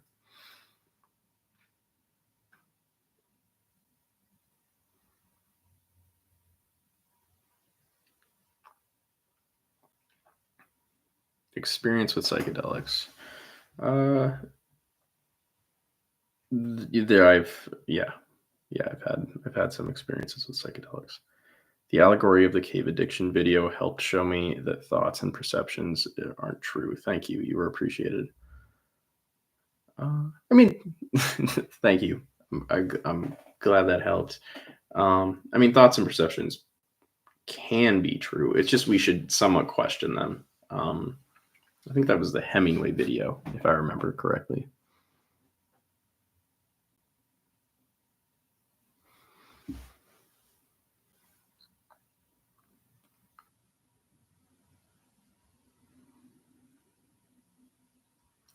Do you feel like you've changed since It's All About Me? Yeah, I would. I think that was like a pretty substantial video in terms of figuring myself out, and it came at a particularly interesting time in my life that maybe one day I'll go into. Um, can you suggest movie book combos? I think like hmm. Do you mean like movies based off of the same book, or just movies and books that are similar? How did you come up with the name It's All About Me?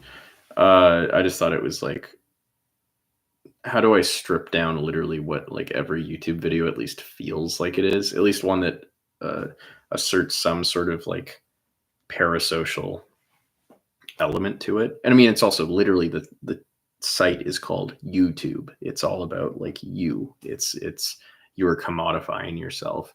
So I was like, it was like, how do I bare bones a video? I wanted to make a video that felt like it was like self-destructing. Yeah. As a follow-up, do you think you'll ever make another video like it's all about me? Yeah, maybe sometime in the future. It would have been good to have like a higher production value to kind of play around with the different like YouTube styles. I don't know if it'd be particularly the same topic. That was, yeah, I mean that was interesting to explore.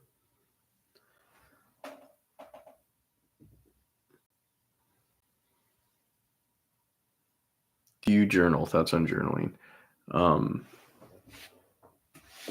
I Yeah, I journal. I do that kind of like I actually talked about it in the "You Are Not Broken" video, where it's that type of journaling that I think people with OCD have. I don't have OCD, but you talk about negative feelings. And you talk about where they're coming from. You talk about how they might have what how they've affected you in the past, and you talk about like what sort of future you'd like, and then you express some level of gratitude. So that's my journaling method. I think it's Jeffrey Schwartz is the person who did it. Maybe that's not his name. Doctor, I don't know. It's in the link in that video.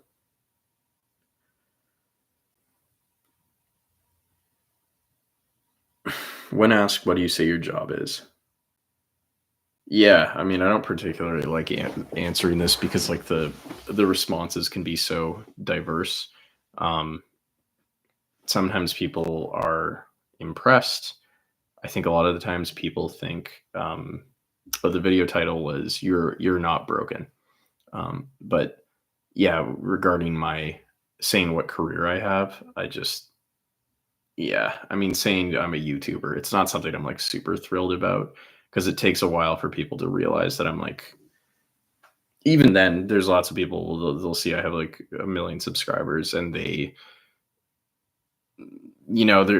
not that I think that there's a difference between impressing people and feeling respected. And I do wish sometimes people at least respected the job position a bit more. But also, I mean, maybe I would react that way if somebody told me that they were a YouTuber.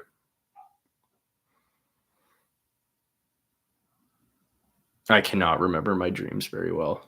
No, I struggle with that.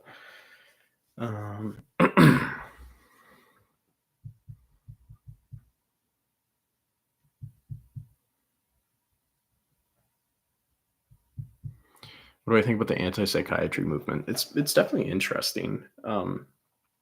I think it needs to always exist in order to correct psychiatry. I don't think that psychiatry itself will ever be entirely replaced, uh, but it should be challenged.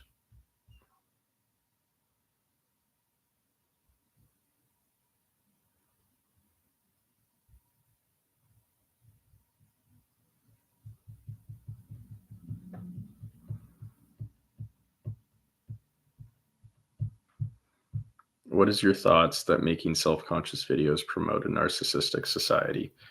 Um, I don't know if they do, if necessarily self-conscious videos do, but I guess there's like a larger cultural acceptance of really talking about yourself and at least promoting the idea that you have like something worth saying and that everyone should hear it, which when you think about it, it's like that is kind of insufferable. uh,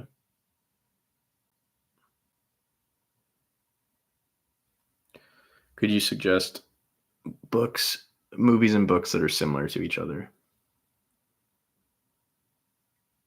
I can think of, I mean, I would put like, this is a video game, but Red Dead Redemption and Lonesome Dove as being pretty similar to each other. um hmm, the problem is like this is like actually a pretty good video idea because I feel like I can't come up with any answers with film and I can't come up with any answers right now, but I feel like if I think about that for a little bit, I'll have some answers. Um, yeah, I don't read much fiction too, so that might be why.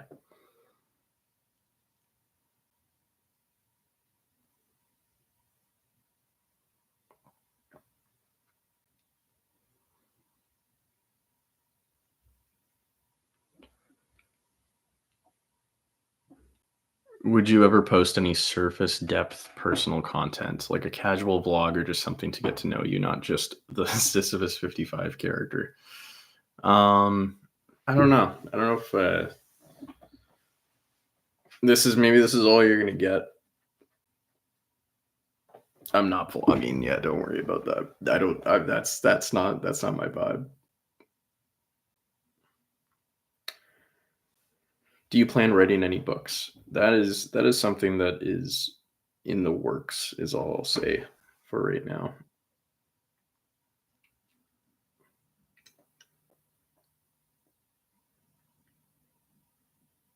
Do you plan on camping this upcoming season? I would love to camp. I haven't camped in a long time. And especially in Canada, we have some just really stellar campsites.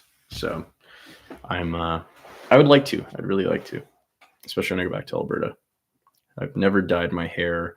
I've fly fished before and deep sea fished. I read Siddhartha off your rack and loved it. Do you have any other book recommendations in a similar vein? Yeah, I would say a lot of Krishnamurti's work would reflect the messages in Siddhartha, and Hermann Hesse's like other work, like Steppenwolf and stuff. Also,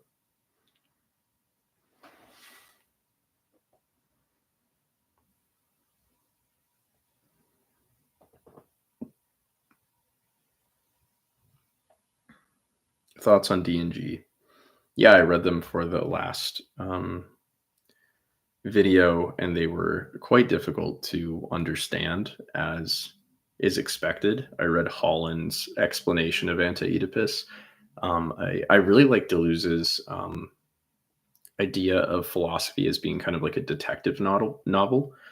Guattari also, I like his kind of interpretation and uh, what he builds off of in terms of Sartre's work on Marxism as it relates to existentialism.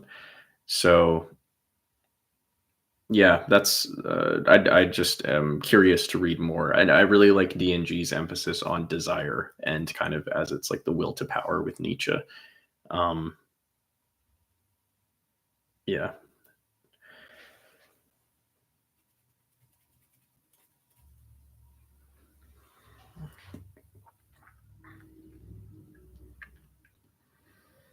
Mm, Dolce and Gabbana. Yeah, no, that's what I was talking about. Did you consider contacting Jonasika CCK Philosophy? I didn't. I don't. I'm not super familiar in terms of if like that channel specifically engaged with the online left, because remember that was kind of the qualifier, was the extent to which the interviewees engaged with the space. Who seemed like the most educated person you interviewed for the left video?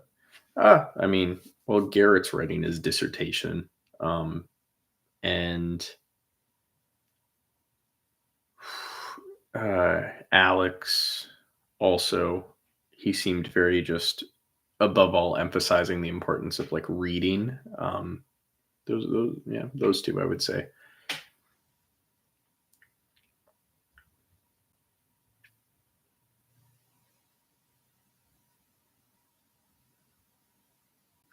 I'm a psych student. Can you recommend any books for a future in psych? Schopenhauer's Porcupines is a really good book on psychotherapy. Becoming a Person by Carl Rogers is really good in terms of client centered therapy. And what else? I like Flow by Mihai Csikszentmihalyi. That's like a very um yeah, so that's an astounding book. How many times have you been asked about the flag in your background? like every minute at the very least.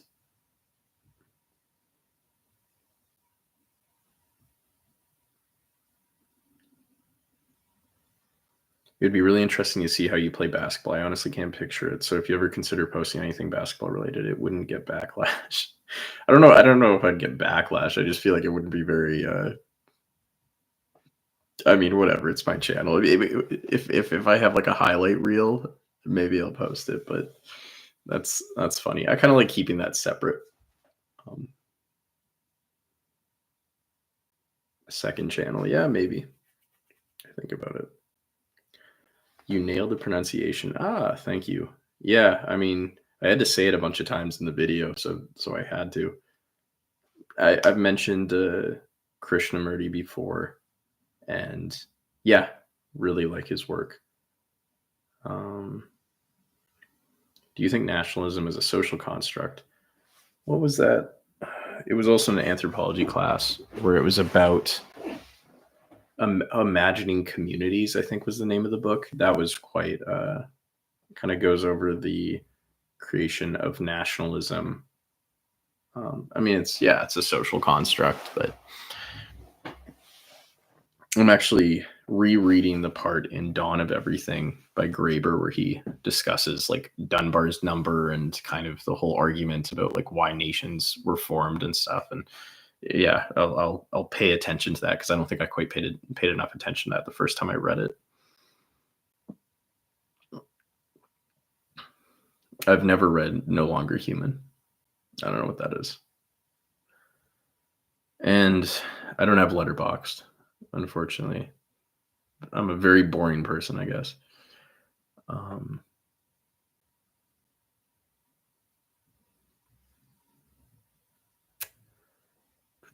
what do you think of Byung-Chul Han's work? I think it's interesting. He's I think sometimes I want him to clarify his stances on things a bit more. He kind of will just make certain arguments and like not really.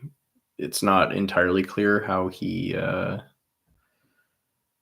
arrives at them, or he doesn't really back them up enough. But overall, I think like he just provides really interesting ideas and insights into the world.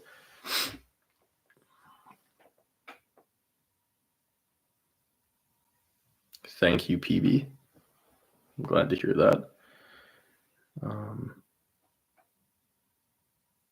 Have you ever been recognized in public? Yes.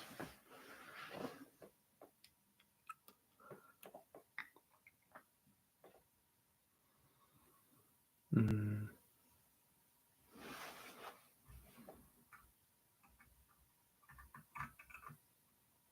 Do you read poetry? I should probably read more poetry, honestly.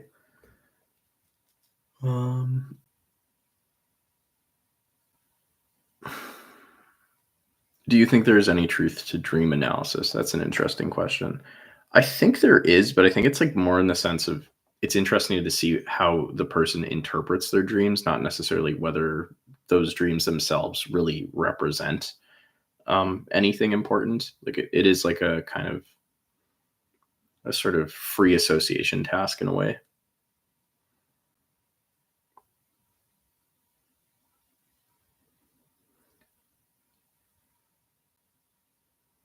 A lot of people are asking about looks maxing. Um, I do know what it is. I think it's pretty dumb. The whole black pill thing is really, I don't know.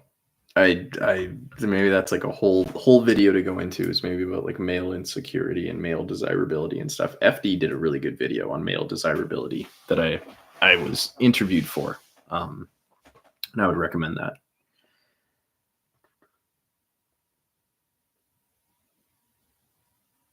What software do you use for your videos? I use Final Cut usually for editing, Adobe Animation, Adobe Audition, and Procreate for the storyboards, and Evernote for note taking, and Notion to kind of organize everything. But for the last video, it was so big, I actually had to use Premiere for the first time to export. Final Cut just is absolutely awful with rendering. Yeah, Evernote's kind of underrated. I like that you press enter and it goes back on the bullet points. I don't know how to explain it, but I don't know. Just I just find it so seamless compared to other note taking um, apps. Would you like to eventually go back on deprogram? I would. I thought that was like it was actually a really good conversation, especially because I think JT and me fundamentally disagree on certain things, but it's like we could talk to each other about it. Uh, they're interesting guys. I don't agree with certain takes they have, but I'm also like within reason willing to go and have conversations with people that I disagree with on those issues. Thoughts on Nathan Fielder? I have not seen The Curse. I loved The Rehearsal. I thought that was genius, and I end up bringing it up a lot in conversation. Where are you from? I'm from a very small town in Alberta, Canada. So if you guys know where Banff is or Jasper, where all the nature and deer, that's where I'm like, that was where I was born. Social Acceleration by Hartmut Rosa. I brought that up in The Crisis of Meaning and Resonance Theory. I like Rosa a lot. When something you do as a hobby or passion project becomes your living, how do you balance income and personal enjoyment? I just found other hobbies. So, yeah, basketball was a big one, and now I'm coaching a kids basketball team, just as like a volunteer thing, and yeah, I don't know, like cooking, guitar, nature, like stuff, like other things. So you just do other things as a hobby now.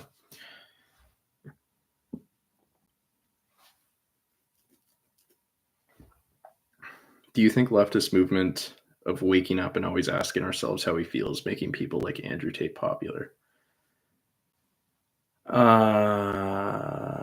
Do you think that the leftist movement of waking up and always asking ourselves how we feel? I don't think I'm totally familiar with that aspect of the leftist movement. I find both sides of the political spectrum are entrenched in some level of sentimentalism and concern and victimhood about things. I don't see how that would correlate with Andrew Tate. Advice on porn addiction, any books? I was asked by two different people. I mean, if you can see somebody, see somebody.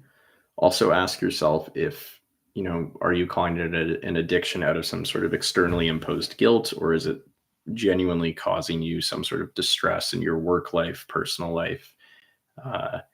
And, if it is, usually it's not the pornography itself. Usually it's something else in life that's causing you to kind of fill a void. That's why I'm recommending, see a therapist, journal, talk to people, pay attention. Krishnamurti talks about this a lot, where you pay attention to your cravings. Don't fight them, but just simply sit in the moment and like accept them, feel through them. Don't necessarily act on them. And you'll notice that they kind of go away, because at the end of the day, it's not a need. It's just your brain thinks it's a need. It's a want, and you can survive without it.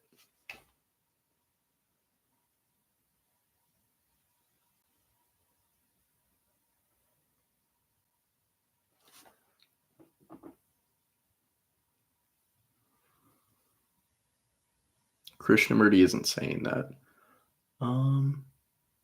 I believe he did, if I recall, like in when he's talking about desire in what are you doing with your life? I mean, maybe I'm mistaken, but and I guess maybe he's not. Well, no, I think he does use the term craving or yearning.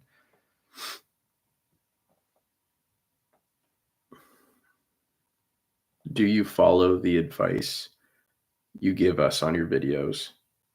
If so, any cases where you don't following you since you had like 15,000 subs. Happy to see you here. I think definitely a lot of my love videos are me grappling with my own uh, inadequacies in terms of romance, and that's yeah. That I'll leave it at that. But I got to take my advice there. Yeah, like I definitely think in terms of my own criticisms of my motivations for like chasing relationships and stuff. I think that, and also like ironically, when I talked about the importance of detachment in romance, like that was at a stage in my life where I was extremely attached. So it's we're all learning.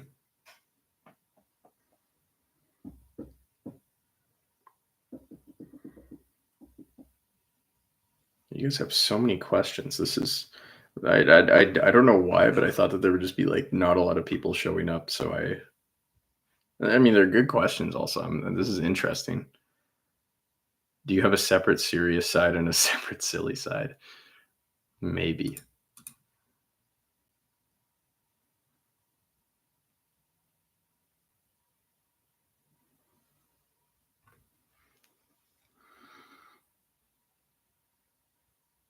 What questions do you not answer?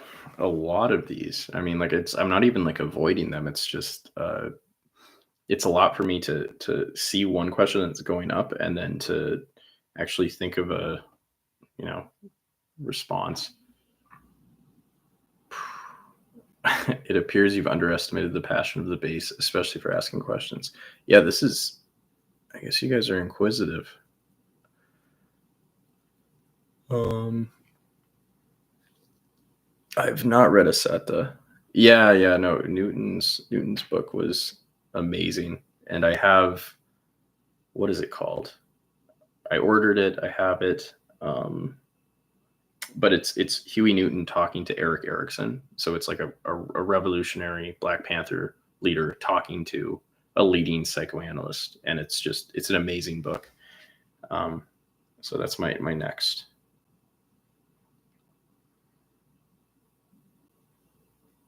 Have the questions improved or gotten worse? I think it's just my own energy. This does get a little bit tiring after a while.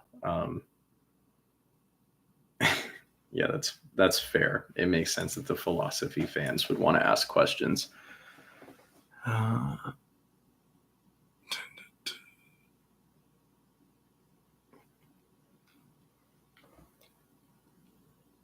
what makes someone unique? I don't know what does. I think everyone's pretty unique, but early on in life, we tend to want to follow certain um, patterns and be accepted to some extent. Not that there's anything wrong with that, but you know, ideally, you kind of learn about the thing that makes you you, and I don't know, you just kind of believe in that, and you kind of take it to where it's leading you. If that makes sense, it sounds very broad, but I don't know. It's what makes someone unique is kind of the trust they have in themselves because everyone's already unique. And then that trust just kind of opens up the extent to which you are able to be yourself in a unique way.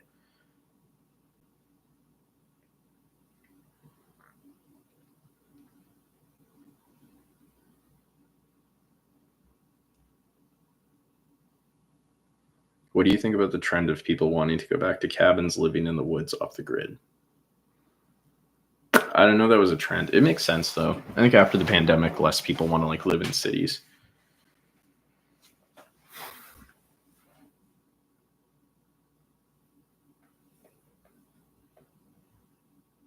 All right, I'll ask or I'll answer one more question, and then I think I'm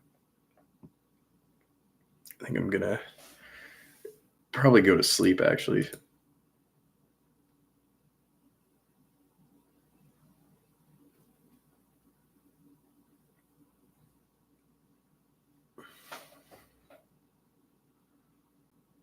I got the Brazil fan. This is awesome.